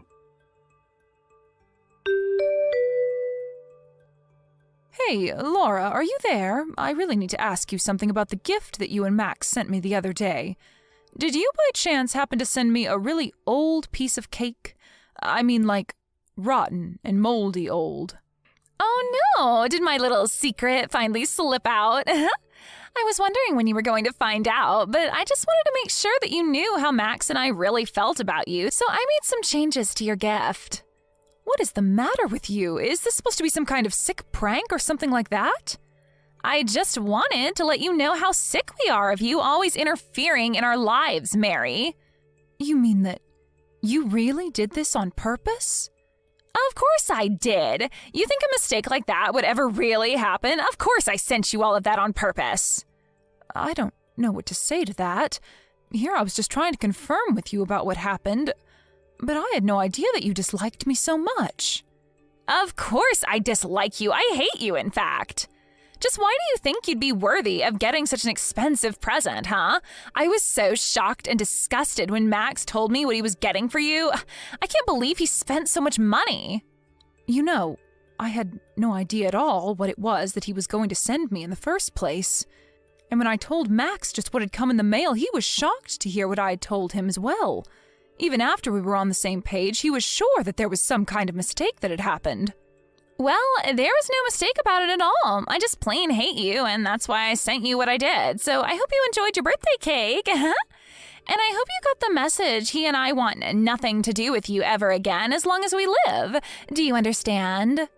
So then you admit you were the one that switched out my real birthday gift with an old moldy piece of birthday cake? How could you do that to someone, even if you do dislike them? And I know for a fact that my son knew nothing about this at all, so the only one who has a problem with me is you. Isn't that right? it's true. Max had no idea about any of this, but even he went way too far buying you such an expensive gift. What was he thinking with that? A watch like that would look way too fancy on a poor little nobody like you. So I took the watch that he gave you and I sold it online to make myself back some of our money that Max wasted on you.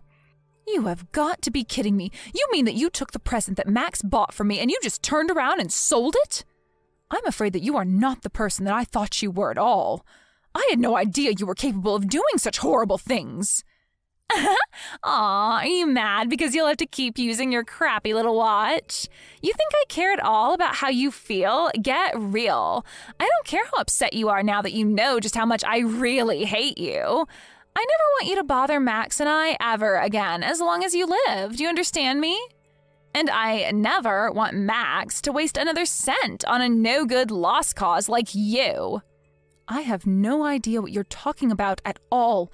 Why is it any concern of yours if Max chooses to use his own money to buy me something nice? It matters because we're married now, and that means that his money is also mine. And I'm not going to see my money wasted on a parasite like you. I also want you to know that when you're all old and gray, Max and I aren't going to do anything to take care of you. You'll be on your own forever. So you're telling me that you just want me to disappear from my own son's life? Do you really think that it's even that simple? I mean, I'm his mother, for crying out loud. You think I can just up and disappear without a trace? Get real. Well, it's exactly what I expect you to do. If you have any complaints about it, you can save it. One of the whole reasons why I married Max in the first place was because I could tell that he was going to be making a ton of money in the future. But now that I'm married to him, I realize that he has you sucking up all of his money the moment he even makes any. You're nothing but a vampire. You really think that I need my son's money to survive? You have no idea what you're talking about at all.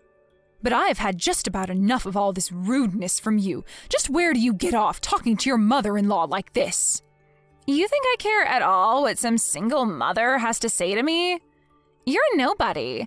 If you were a somebody, then you wouldn't have been left all alone to raise 2 children on your own. It's already clear that you're not somebody worth having around and never will be. The next chance I get, I'm going to erase your number from Max's phone. So don't go telling him anything about this conversation or else I am going to make things so much worse for you. Do you understand me? I have no idea why you're so set on trying to get me out of the picture anyways. I mean, just what did I even do to you to make you act this way? If you're really so concerned about the money, then I can just talk to Max and tell him to not buy me any more gifts. You say that now, but who knows in the future when you'll really need money for all your elderly expenses. We won't give you a cent, got it? All that money is mine. Do you hear me? It's all mine. So the only reason that you even married my son in the first place was for his money? Is that really what you're telling me right now? Of course that's the main reason why I married him. What other reason would I have to marry Max, huh? Why else does anyone marry anyone if not for the money, huh? I understand that may be something people consider before they get married, but that shouldn't be the main reason why you marry someone. And this is my son that we're talking about. Do you really think that you can get away with talking about him like this? I don't care at all what you say, because I know that I can make Max do whatever I want. I've come this far in marrying him for his money, and my only mistake was forgetting that you were here. So why don't you just take the message that I sent you and leave us alone forever? You really are just terrible, you know that? How could you marry my son and then try to cut him off from the rest of his family? You have no respect for anyone, and you're one of the most selfish people that I've ever met. There is not a single thing that I can respect you for. I already told you that I don't care at all what you think. The best thing that you can do right now, if you want to save yourself a world of pain, is just disappear forever. Then I can finally rest easy knowing that the person using up all my precious money will finally be out of my life. I want to be a housewife, but I don't want to be a nurse, and I will never, ever take care of my mother-in-law in the future. And just who even asked you to do something like that for me in the first place? Nobody yet, but I'm not stupid. I know that housewives get asked to take care of their mothers-in-law all the time when she gets old. This is all part of my plan to set up my perfect life now so that I don't have to worry about how to deal with you in the future. If I can get rid of you now, then we won't have to think about you down the road. Laura, I am only 50 years old, and it's going to be a long, long time before I need any kind of nursing. Do you realize that? Besides, I do have Max's brother and other family that I can call on if it's really such an upsetting concept for you. Wait, what? You mean you're fine just asking your family for help instead of me? Well, I guess I just never thought of that. But now I see that you were only ever marrying my son for his money. You've really left me with no other choice but to go to him and tell him all about what you've told me. Wait, what? No, you can't do that. You can't just share this private conversation with him. Actually, I can, and I've already taken screenshots of you saying that you could control him however you saw fit. So I am sure that you will be hearing from him soon, asking to talk to you. Hold on, no, wait, this is all just a joke. The cake was just a funny prank, I swear. Just who are you trying to fool with that? And it really is such a shame, too, given that you and Max just got married. Oh well, better that this all ends now before it went any further, if you ask me. In the end, I talked to Max and showed him the kinds of messages that Laura was sending me. He was shocked to see such words being sent from his own wife. When he tried talking to Laura about it, she tried making up some lie to tell him, but he could see right through her. They got into a big fight, and finally Max demanded that they get a divorce. In the alimony talks, Max made sure that Laura would have to pay for the watch that she sold online, and he used the money to buy me a second watch. Hey, about meeting my parents tomorrow. I have a bad feeling that my dad might say something rude. He can be pretty insulting when he wants to. You don't have to take him seriously, so can you just ignore him if he does say anything stupid? Huh? Are you being serious? All I'm doing is introducing myself as your fiancé. So why would he say something rude? That doesn't make any sense. Is there any reason why he would want to insult me? If anything, shouldn't you talk to your dad about that rather than warning me?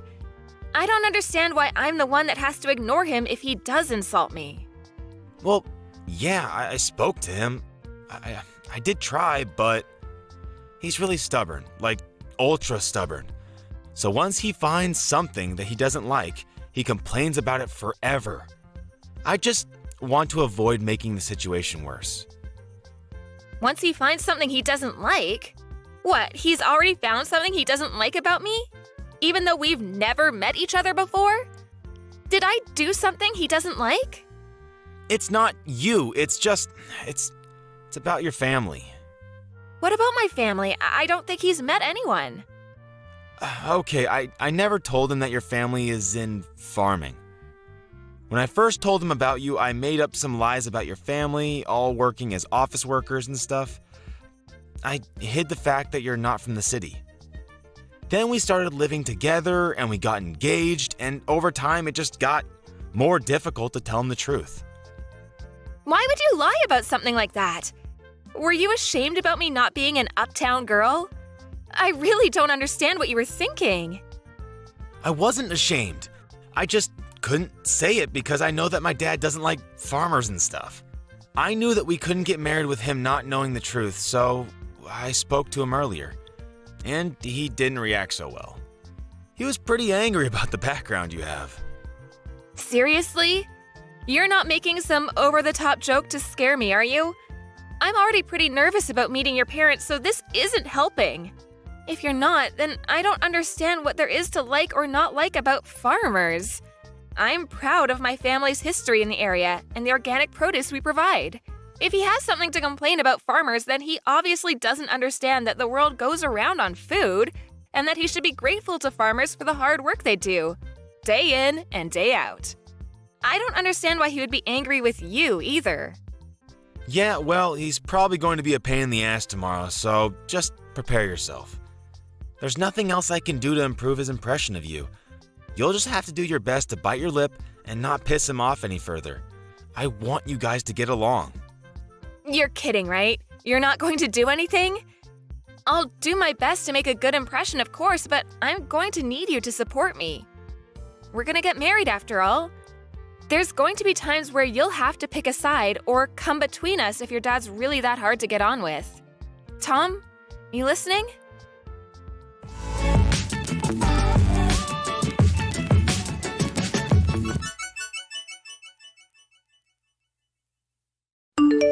I can't believe a woman like you actually thought she could marry my son. I bet you were hoping to marry my son so that you could mooch off of him. But you've got another thing coming. He's going to take over my restaurant one day. I can't let a restaurant with so much history as mine be ruined by a country bumpkin. You don't deserve him, or the fortune he'll be inheriting. You're just a gold digger. What? That's what you thought? You really think I'm after your son's inheritance? I can't believe you. I get a notification telling me I have messages from you, and I hoped that there would be an apology, but this is all I get? You're a grown adult. You should accept responsibility and apologize for what you've done. I never imagined that Tom's parents would lack so much common sense. I'm amazed that a woman like you actually thought that she could have a chance to marry my son. He obviously hasn't got any taste in women either. You've got a lot of nerve entering my home. Do you understand? We don't welcome your sort. You don't belong with my son. I thought that your family all worked in the city, so I allowed him to date you. But marriage is out of the question. Did I really do something that bad? I just came to visit because you invited me to your home. I only wanted to introduce myself before I married Tom. That's all. And yet, you lost it the moment I confirmed that my parents are farmers and poured hot soup all over my head. What the hell is wrong with you? I got scalds on my face and arms and you won't even apologize? Are you really serious? What did I do to deserve this treatment?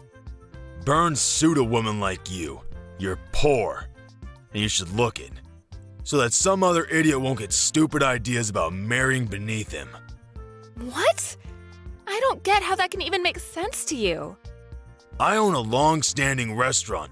I can't let my son marry someone that thinks she can take advantage of the fortune and reputation that will come with taking over the family business.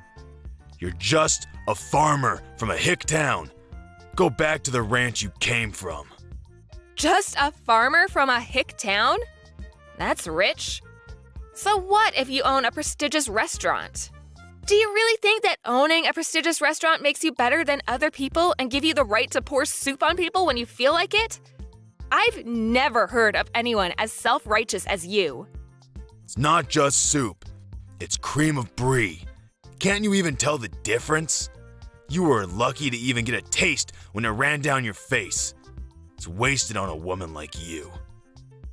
I don't care what kind of soup it was.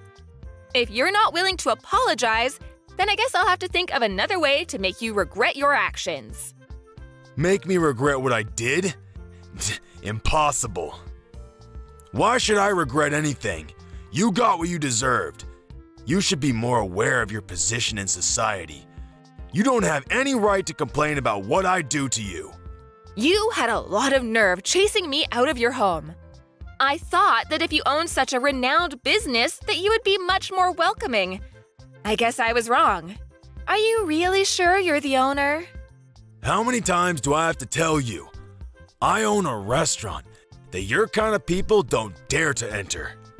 Don't you even understand English? Is it difficult for you to comprehend what I'm saying, you hillbilly? Then that doesn't make sense.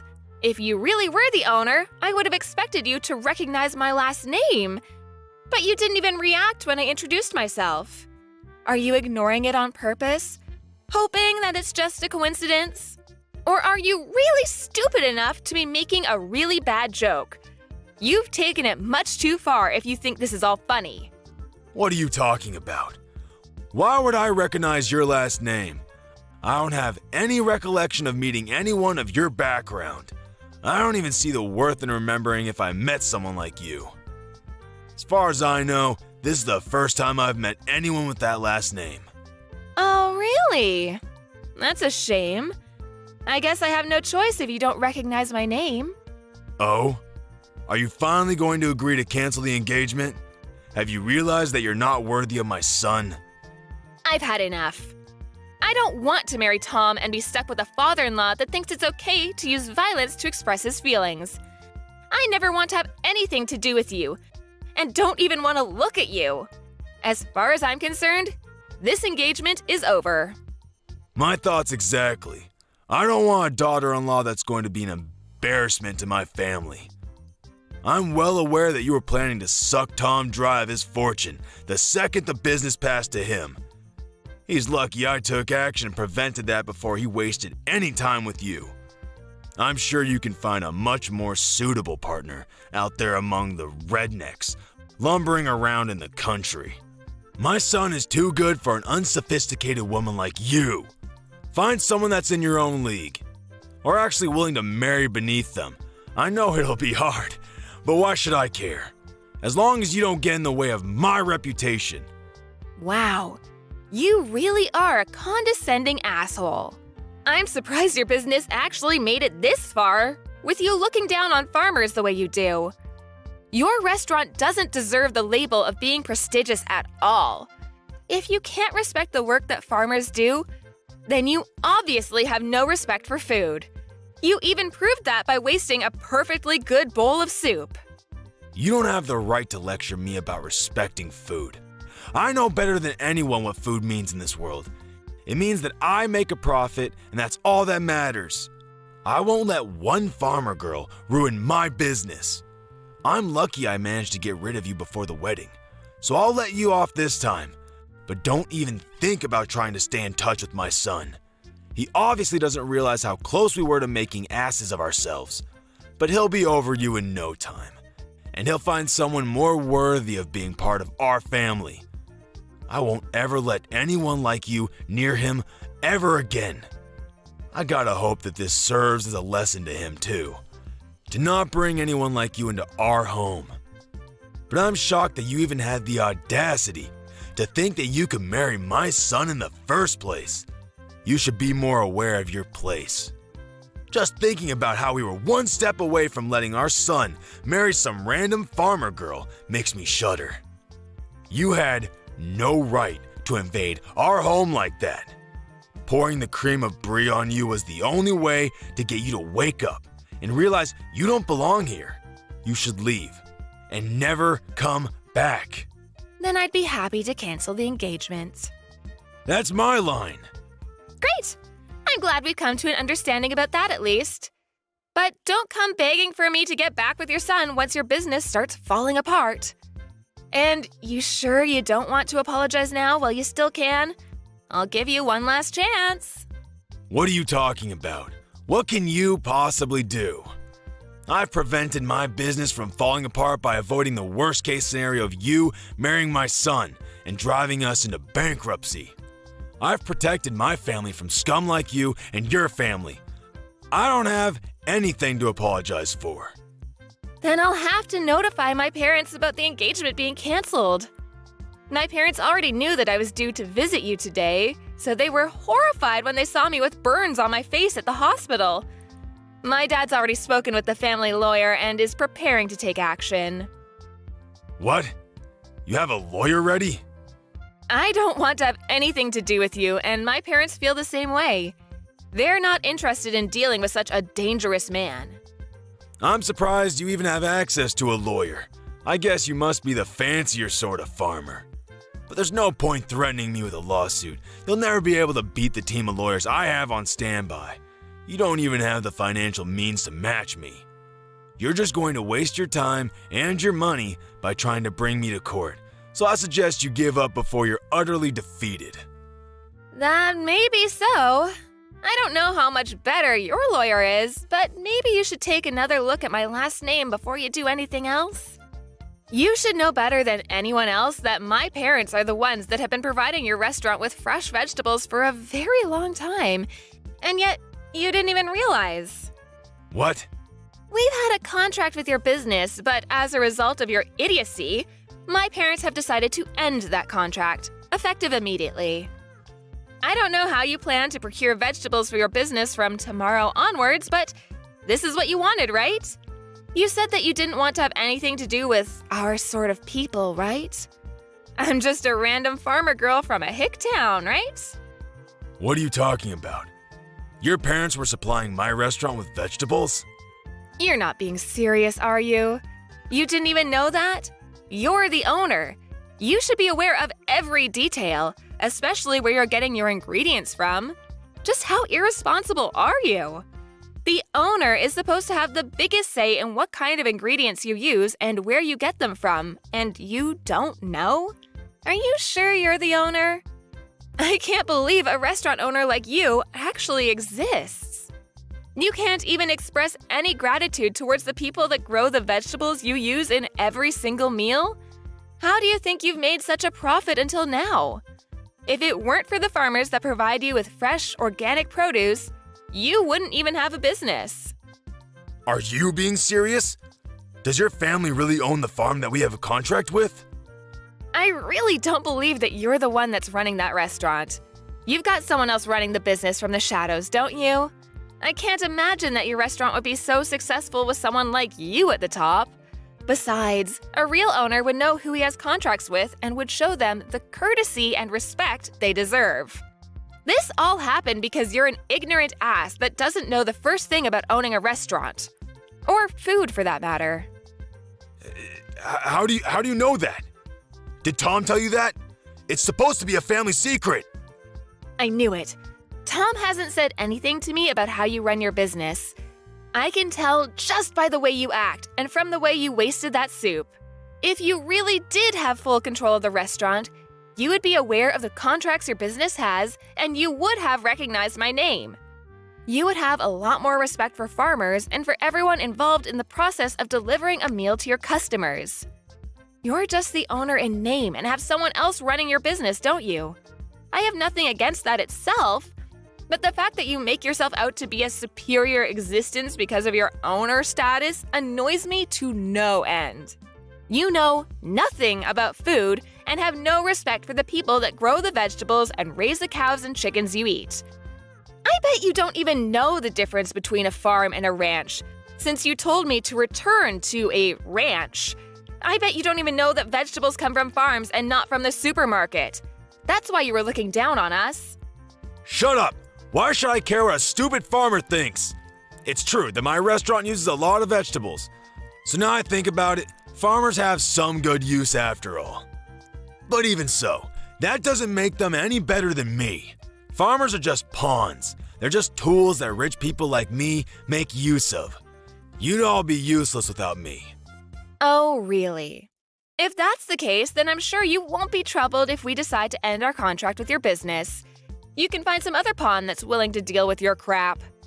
Your general manager, the real executive behind the business, is panicking quite a bit. Haven't you heard anything from him? What? I have some messages from him, but is it really that big of a deal? Our restaurant is renowned nationwide.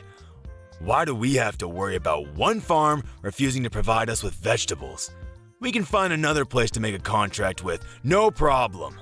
So what if your family doesn't want to do business with us? There are hundreds of other farms that would be delighted to have the chance to work with such a reputable restaurant. You really are stupid. What did you say? My family runs a famous farm that has a history that goes back to my great-grandfather's generation. We only deal in organic vegetables of the highest quality. Didn't you know that it was because of our vegetables that your restaurant became so famous? Without us, you're nothing. Huh? Really? You really didn't know? How ignorant are you when it comes to your own business? You have no right to call yourself owner of that restaurant if you don't know a single thing about it. You've just been wallowing in your pride and self-righteousness, believing that your restaurant's popularity made you a successful and competent businessman. But you don't even know that there was a TV program that picked up the ingredients used in your meals and highlighted the use of our organic vegetables. That's how your restaurant gained so much recognition. You don't even have an idea of what might happen to your restaurant if you lose this contract. All I can say is that it's a shame. What are you talking about? I've had enough of you talking to me like that. Wait. My general manager really is panicking. What's going on? He says that if we end this contract, we'll end up having to close the business. What does this mean? I've already warned you several times already. Are you even listening to me properly? But it's too late to start regretting your actions now. I asked you for an apology, and you refused. Adriana, was it? What? Now you're asking me for my name? You can marry my son. I'll allow it. Excuse me? There have been a lot of misunderstandings. But now I understand that you're not just a farmer girl. I'd be delighted to accept your marriage to my son. Can we forgive and forget everything that's happened up until now? Are you frickin' kidding me? Of course I'm not going to accept that. What? Why? What you've done, the way you've acted, is absolutely unacceptable. And it's not just you that's the problem. I don't want to marry your son. I've completely fallen out of love with Tom. It was enough that you went as far as pouring hot soup on me, but I've lost it with him. I can't respect you, and I can't see Tom as a reliable and caring partner anymore. Even though you did something so dangerous, he didn't even try and stop you. He just watched it happen. He didn't even make a move to help me when I was wiping myself off. He could have at least driven me to the hospital, but no. Once Daddy got angry, he just left me out to dry. There's no point in marrying a man like that if I know I can't trust him to be on my side. I'm canceling the engagement. You're overreacting. I didn't do anything that bad. All I did was help you eat the cream of brie. It was still hot, and I've got scalds and burns. Any adult with a little common sense would know that it's dangerous to do something like that, and yet you did it. You didn't even apologize. So you can't argue that you didn't mean to. And one more thing, my family is fortunate enough to have gained a lot of respect from other farmers, so we have a lot of influence. What? My parents are furious about what happened, and they've already spoken with everyone they know about your behavior and what you really think about farmers. With this, nobody will want to make a contract with your restaurant, and you'll be stuck making tasteless meals without any vegetables, and you'll eventually have to accept bankruptcy. You're lying. None of the local organic farmers will want to work with you, and you'll find it difficult to get in touch with any farmers out of state, too. Even if you did find someone, they'd be too far away for you to be able to consider the delivered vegetables organic. The only reason your restaurant was so popular and was able to make a profit was because it was making a name for itself by using only the freshest and organic produce. That's all ruined because you didn't want to treat your son's fiancé with a little respect. You've got no choice but to accept that your life as a superior business owner is over. No, you're just bluffing. There's no way we can't find someone that will deliver vegetables to us. This can't be happening. My business was going so well until now. How can everything be ruined by us losing one contract? Please, you can't do this. My restaurant won't be able to function if we don't have any vegetables. It's your own fault for looking down on farmers the way you did. If you're so high and mighty, why don't you do something about it yourself? Instead of relying on a lowly farmer girl. You must be able to do everything yourself since you're so much better than me. I'm honestly, sincerely sorry. I should never have spoken to you like that. I should never have treated you like that. Please, help me. Otherwise, I'll have to shut down my business. I'll lose everything. I already told you that you shouldn't come crying to me after your business starts falling apart. It is far too late.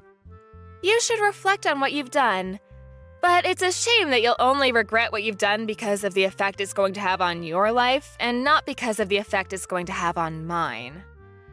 Please! I'll get down on my hands and knees. I'll do anything. So please, let me protect my business. I don't want to lose my restaurant. I'll let you marry Tom. So please, forgive me. No matter how much you beg, there's no point.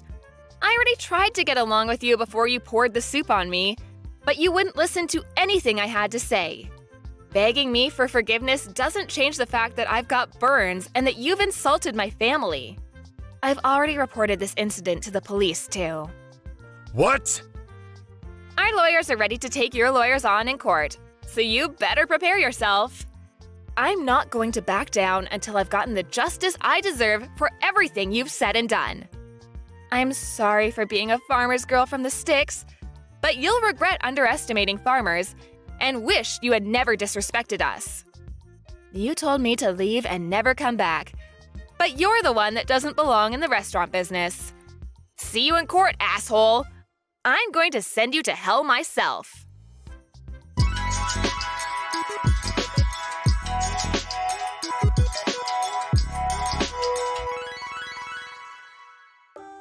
As a result of his violent behavior, Henry was taken away by the police for questioning. There was nothing he could do to avoid his restaurant from closing and had lost all hope in reopening another restaurant because of the public criticism he received for his actions. Tom was desperate to get back together with Adriana, and Henry had tried appealing for them to have talks so that they could redo their relationship. But Adriana rejected all of their pleas and completely cut ties with Tom and his family. Adriana's parents used their influence to spread the word about Henry and made sure he could never find anyone to make a contract with him ever again. He went bankrupt, and the story of how a once-loved restaurant had plunged into disfavor was all over the news. Henry became infamous online, and the criticisms never ceased. He had no choice but to move away and start anew. Nobody knows where he's gone and what he's doing. Hey, Sean, it's Ruby here. I haven't heard from you in a while. I was just wondering what you've been up to lately. I was also curious to know when you're going to meet me next. It's been such a long time. Dad also wants to see you as well. You haven't seen him for a while either, Sean. He really wants to talk to you. Are you kidding me, Ruby? Why should I have to go over and see you? I shouldn't have to make such an effort all the time. I shouldn't have to come over and take care of anything. All of the nursing stuff is your job. Did anyone say anything about you taking care of things or anything like that? I never said that, all right? All I'm asking is for you to come and visit us, especially our dad. He hasn't been feeling very well lately. Could you at least call him, Sean? He would love to hear from you. It might make him feel better. He's been so ill and feeling down in the dumps. Well, tell me when you're not going to be there, and I'll go over and see him. I don't get why he wants to see me so badly. It's not like he's that ill or anything. Watch your attitude, Sean. Would you please just cut this crap out? I don't need this from you. How could you talk about our father like this? We're his only kids, and you're acting like you don't care about him? You're so insensitive. Oh, boo-hoo, Ruby. Of course you always go out of your way to say something bad about me. You always have. 10 years have been and gone, haven't they? He's been bedridden for 10 years, hasn't he? I've been waiting so long for him to leave this earth. I've been waiting so long for my inheritance, and I still don't think I'm gonna see it anytime soon. I really didn't think that he'd survive 10 more years. I'm really sick of waiting, you know. Oh, Sean, how could you say something so horrible? He's our father, for goodness sake. You should be treating him with a little bit more respect. I think this has probably been the worst thing I've heard come out of your mouth. I can't believe you. I don't really care what you think, Ruby. I'm just speaking the truth. What's so wrong with that? What's so bad about being open and honest with my family? I'm just saying that this has been a long time coming, and I'm still waiting on my inheritance. Even though you've been more or less forcing me to take care of our sick father for the past 10 years, that is so messed up, Sean.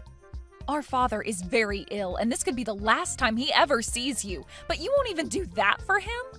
Can't you just show our dad a little bit more kindness? He's dying, Sean. He's the only father we've ever had. How about you both start showing me a bit more kindness before you start critiquing my actions? If he dies soon, then I can be a landowner and be filthy rich. I'll inherit all of our father's land. You make it sound like it's an easy thing to do. Why? Wow, you really don't care about anyone, do you? Besides, it's been a long time since our father made any money off of being a landowner. You've really got no idea what I'm talking about, Ruby. The value of land doesn't decrease that easily. That's why our father can live as he pleases. He doesn't have to worry about anything anymore. He does what he pleases? Are you for real, Sean? He's been bedridden for 10 years. He can hardly move.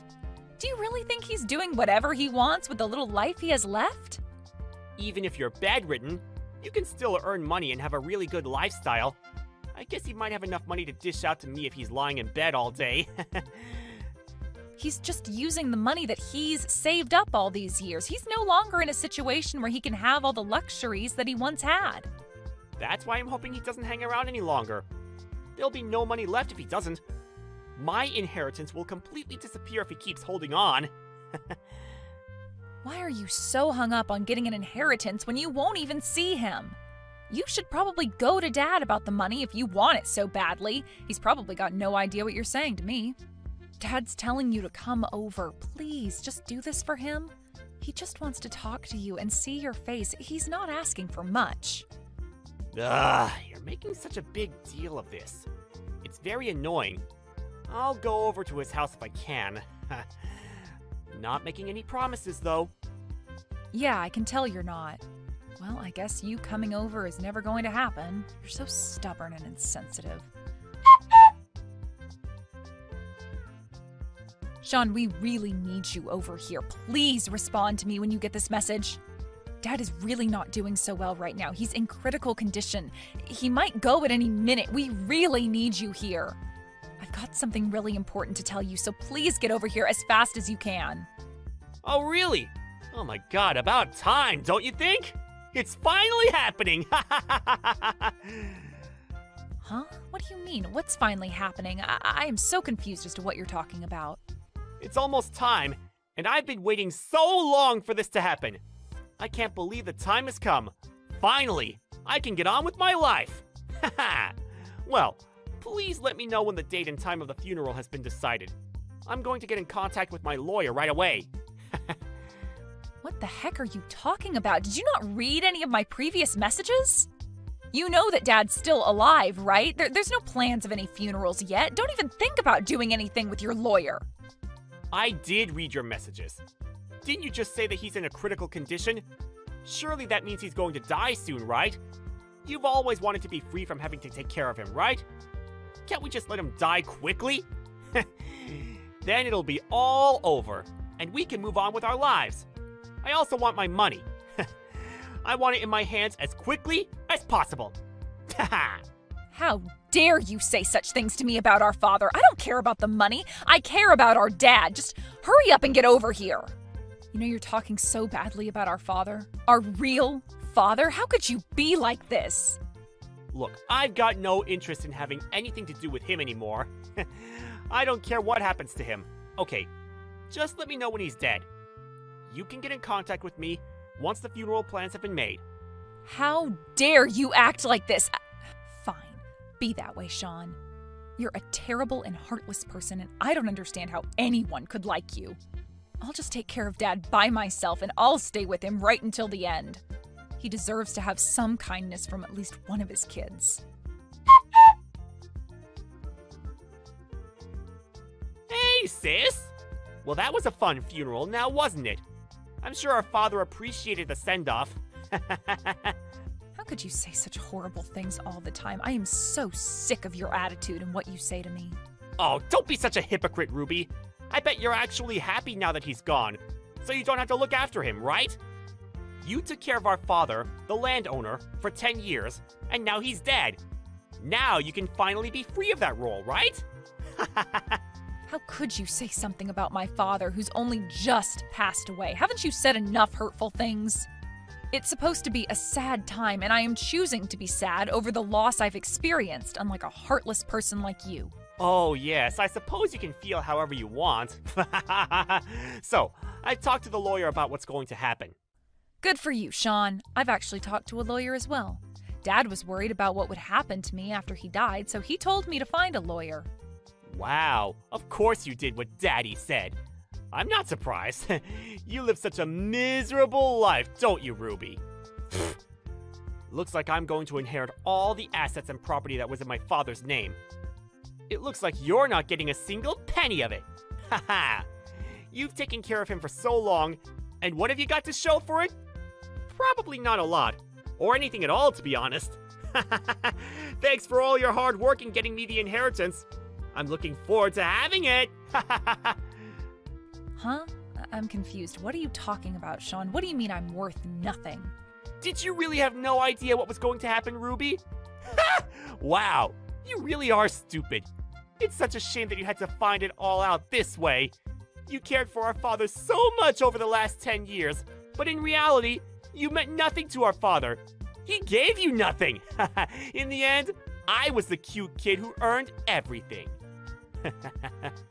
Well, I'm pretty sure you're wrong, and that's not what's going to happen, Sean. All your life has all been for a dusty old rag. Caring for our father got you nothing. Doesn't that suck so much? Well, to be honest, I'm rolling around on the floor laughing about it. It's so hilarious. I can't help but laugh and cry at the same time. I don't get how you'd find this so funny, Sean. What's the old rag supposed to be about? Me cleaning up after our father? Someone had to. Even though you cared for our father so much, your efforts were all in vain. You ended up with nothing. Did you really think that if you provided him with love and care, that you'd get your hands on my inheritance? Obviously, you misunderstood the entire process. You wasted a lot of your life because you wasted time on a man who wasn't going to give you a single dime.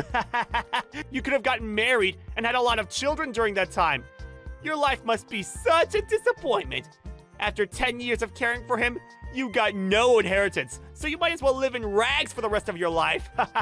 Of course, being the older brother, I'll inherit all the money. But if you hold a grudge about it, you should be mad at our father for choosing me. You know what, Sean? Go ahead and take the money. It's all yours. Take it all and don't worry about me. I've got no need to worry about you. I'm sorry, but things were supposed to be this way. That's fine, Sean. I don't need any of the money from the inheritance. I don't really need it even if I asked you to give it to me. What are you even talking about? What's gotten you so high and mighty about this? You seriously don't want any of the cash? Hey, all I'm doing is staying quiet, brother. I'll hand over the entire inheritance over to you, and you can do whatever you want with it. I'm really glad you were able to get what you wanted, Sean. Also, the beach house by the sea is mine as well. I couldn't forget about that. I've only been there a few times in the past, but it's worth having assets there. But it's such an old building. What's the point in trying to make money off of it, Sean? Like I told you before, the value of real estate isn't coming down anytime soon. You really are an idiot when it comes to money and property. But I should expect that of my little sister. You were never as bright as me. Well, why don't you go to the beach house and check it out? You should see it with your eyes so you can make the right judgment call on it. That's true. I haven't been there in quite a while. I'll take my girlfriend with me, and we could do a staycation or something. Well, I really can't believe our father has finally died. This is the best thing that has happened to me in such a long time. I'm going to get so much money and have so much land to play around with. It's going to be great. You are so horrible, Sean. You're the worst brother on earth, and you're a terrible human being with no remorse. Don't contact me anymore. I've decided to disown you because I don't need someone with your attitude in my family. I don't want to talk to you anymore.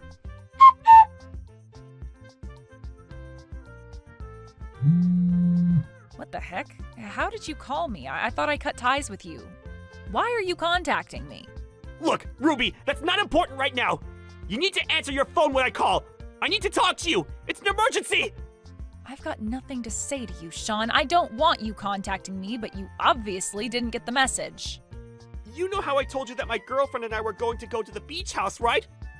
The only thing that was there on the land it's supposed to be on was a rotting house. It's falling apart. Don't tell me that's the luxury beach house. It's more like a ruin than a house. It's as gross as an old rag. This can't be right, can it? You really like using that word, rag, don't you? You called me one and now the beach house? You're funny, bro. The ruin you spoke of is the beach house, Sean. No way. That's not it, is it? It's a piece of crap. There's hardly anything left anymore. It's like something from a horror movie. Did I just pay a huge chunk of tax just to inherit this ruin? Isn't it a ruin? It looks like it might be haunted by ghosts or something. I won't be able to live in this crap hole that I inherited. This is just the worst property I've ever seen. I suppose it is. Apparently that beach house is known by the locals as the haunted house. Are you kidding me? They actually call it that? Is it actually a haunted house? Has someone actually seen ghosts inside it? It's such a shame because it used to be a lovely piece of property in the past. Even in the state it was in back then, it was also called a haunted house. Even if you want to sell it, you couldn't sell it because no one would want to step foot inside. I can't believe this place is still standing! What is this? Some kind of sick joke? Did you know about the state of this place?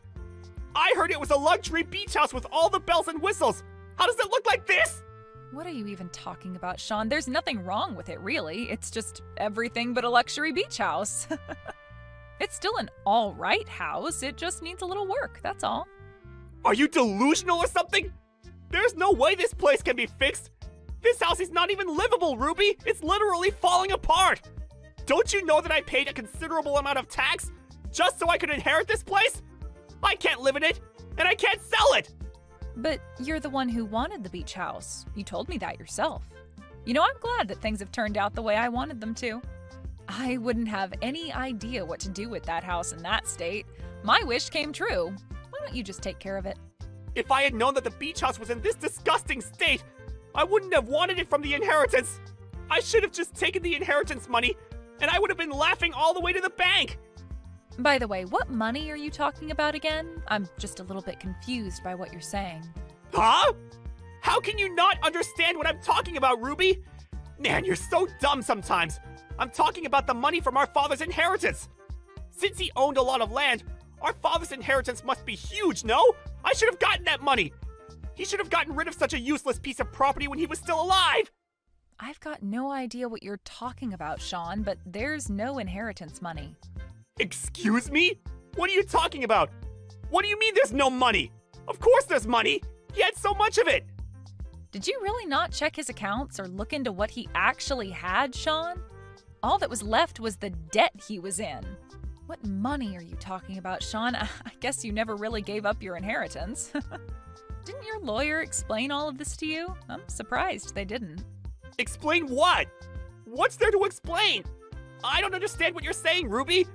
You're not making any sense.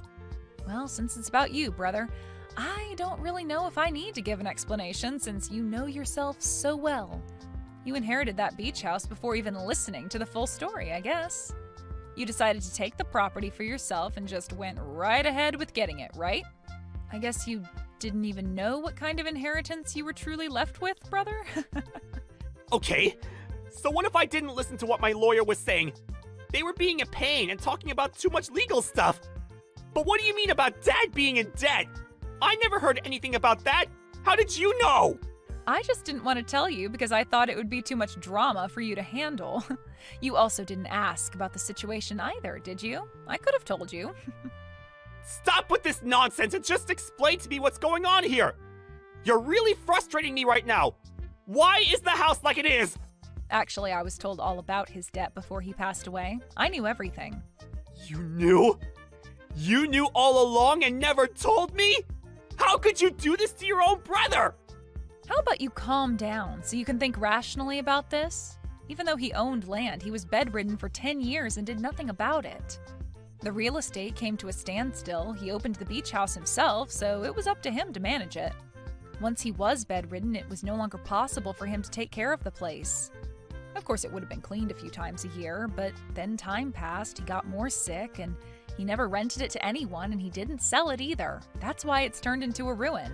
So I guess that's what happens when you leave a property to rot for 10 years. Why didn't you tell me about the beach house?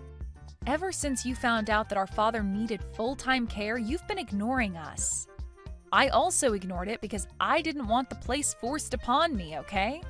That's why I didn't tell you about it, and also, you never came by to visit, so it was never talked about.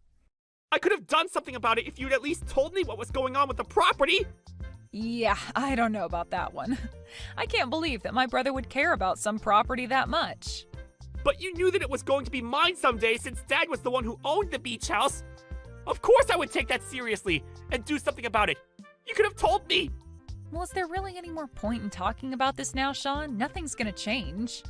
Besides, it's going to be so difficult trying to maintain it. The property tax is probably pretty high. Everything up until now is turned around and not for the better. He used various services such as accountants.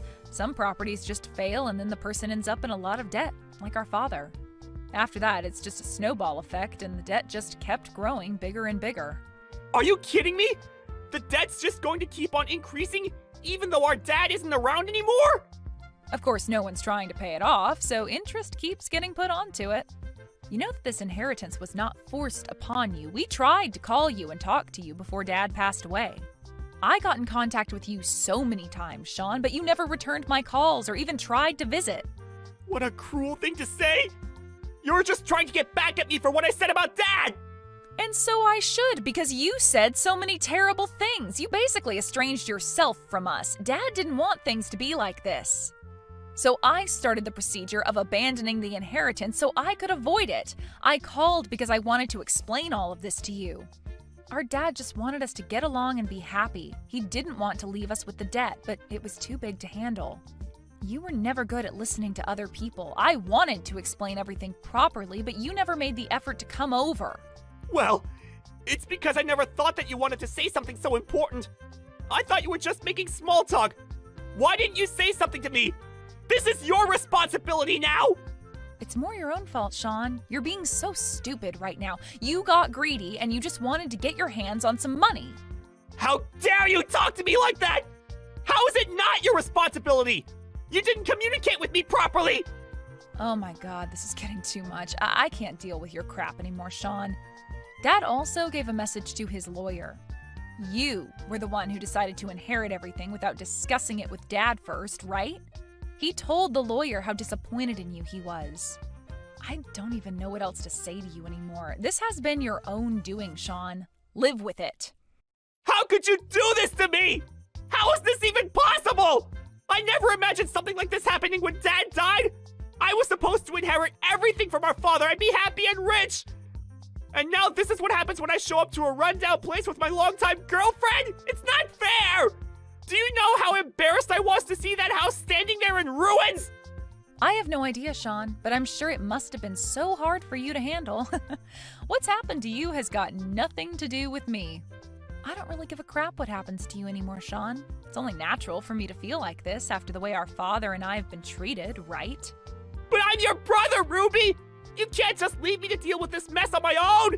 You also need to take responsibility for the debt and this beach house! Like I've already said, I'm cutting ties with you. I don't want a horrible person like you being a part of my family anymore. I don't want to be involved with your life. Surely that young girlfriend of yours must have guessed what you're like by now, right? Now you're just a scumbag who's rolling in a lot of debt. You're not a part of this family anymore, Sean. Okay, so you can say whatever you want, but I can't? What the heck, Ruby? How can you treat me like this? Stop making fun of me! You treated me like crap before, so why can't I do it now?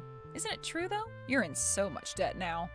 Dad and I tried to advise you, but you chose to ignore us. You even ignored your own lawyer. How stupid is that? I wasn't the one who didn't listen and ignored the people around me. As a result of your ignorance, you inherited all of our father's debts. And you even inherited that haunted beach house since you paid so much tax on it. It's so lame that I couldn't tell you anything. Shut up, Ruby! You're just so happy because you didn't open your big fat mouth! You got away with not having to inherit his debts! You would have taken it all without our permission before I could tell you the truth anyway, Sean. Then why didn't you just say there was absolutely no money and that Dad was in the red? Well, it's because I never needed any money in the first place. No matter what, you wouldn't have listened to me. That can't be true! Everyone wants money since we needed to live a nice life! Especially now that you're a middle-aged single woman! There's no way that you don't want money when you're probably so unhappy with your life! Stop making things up. You know nothing about my life. I'm actually married to Dad's lawyer, so no, I'm not single, Sean. What? Really? Since when have you been married? I had no idea that this happened! I wanted to get married while Dad was still alive, as it would give him a bit of peace of mind. We'd been dating for a while, but then we decided to get married. But at least Dad gave me a property that's worth something. Huh? What are you talking about? What could he have possibly given you if he was in so much debt? He gave me an actual property, not a ruin. He renovated it at his own expense and rented it out. I'm now living there, comfortable and paying rent. Are you kidding me? You've been hiding this the entire time? Are you for real? That property should be mine! Why don't you renovate that ruin you own yourself? Maybe you could make some money off of it if it looks good enough. But since you've got all that debt to pay off, maybe it might be impossible to do that. Well, I guess I should wish you luck on your ventures. Renovate the beach house? But it's completely in ruins! You can't be serious! I honestly don't care what you do anymore, Sean. You're on your own. I wonder which one of us will be living a life in rags from now on. In the end, Ruby abandoned her brother Sean and cut ties with him.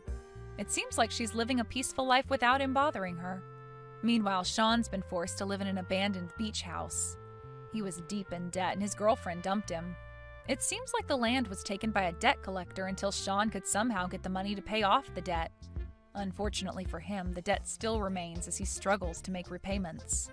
Greedy people like Sean will almost always end up in a worse position because they're too blind to see any faults. Let's hope he can learn a little bit from his mistakes and be more considerate towards other people. Maybe his personality might improve, but we all know that it's likely impossible.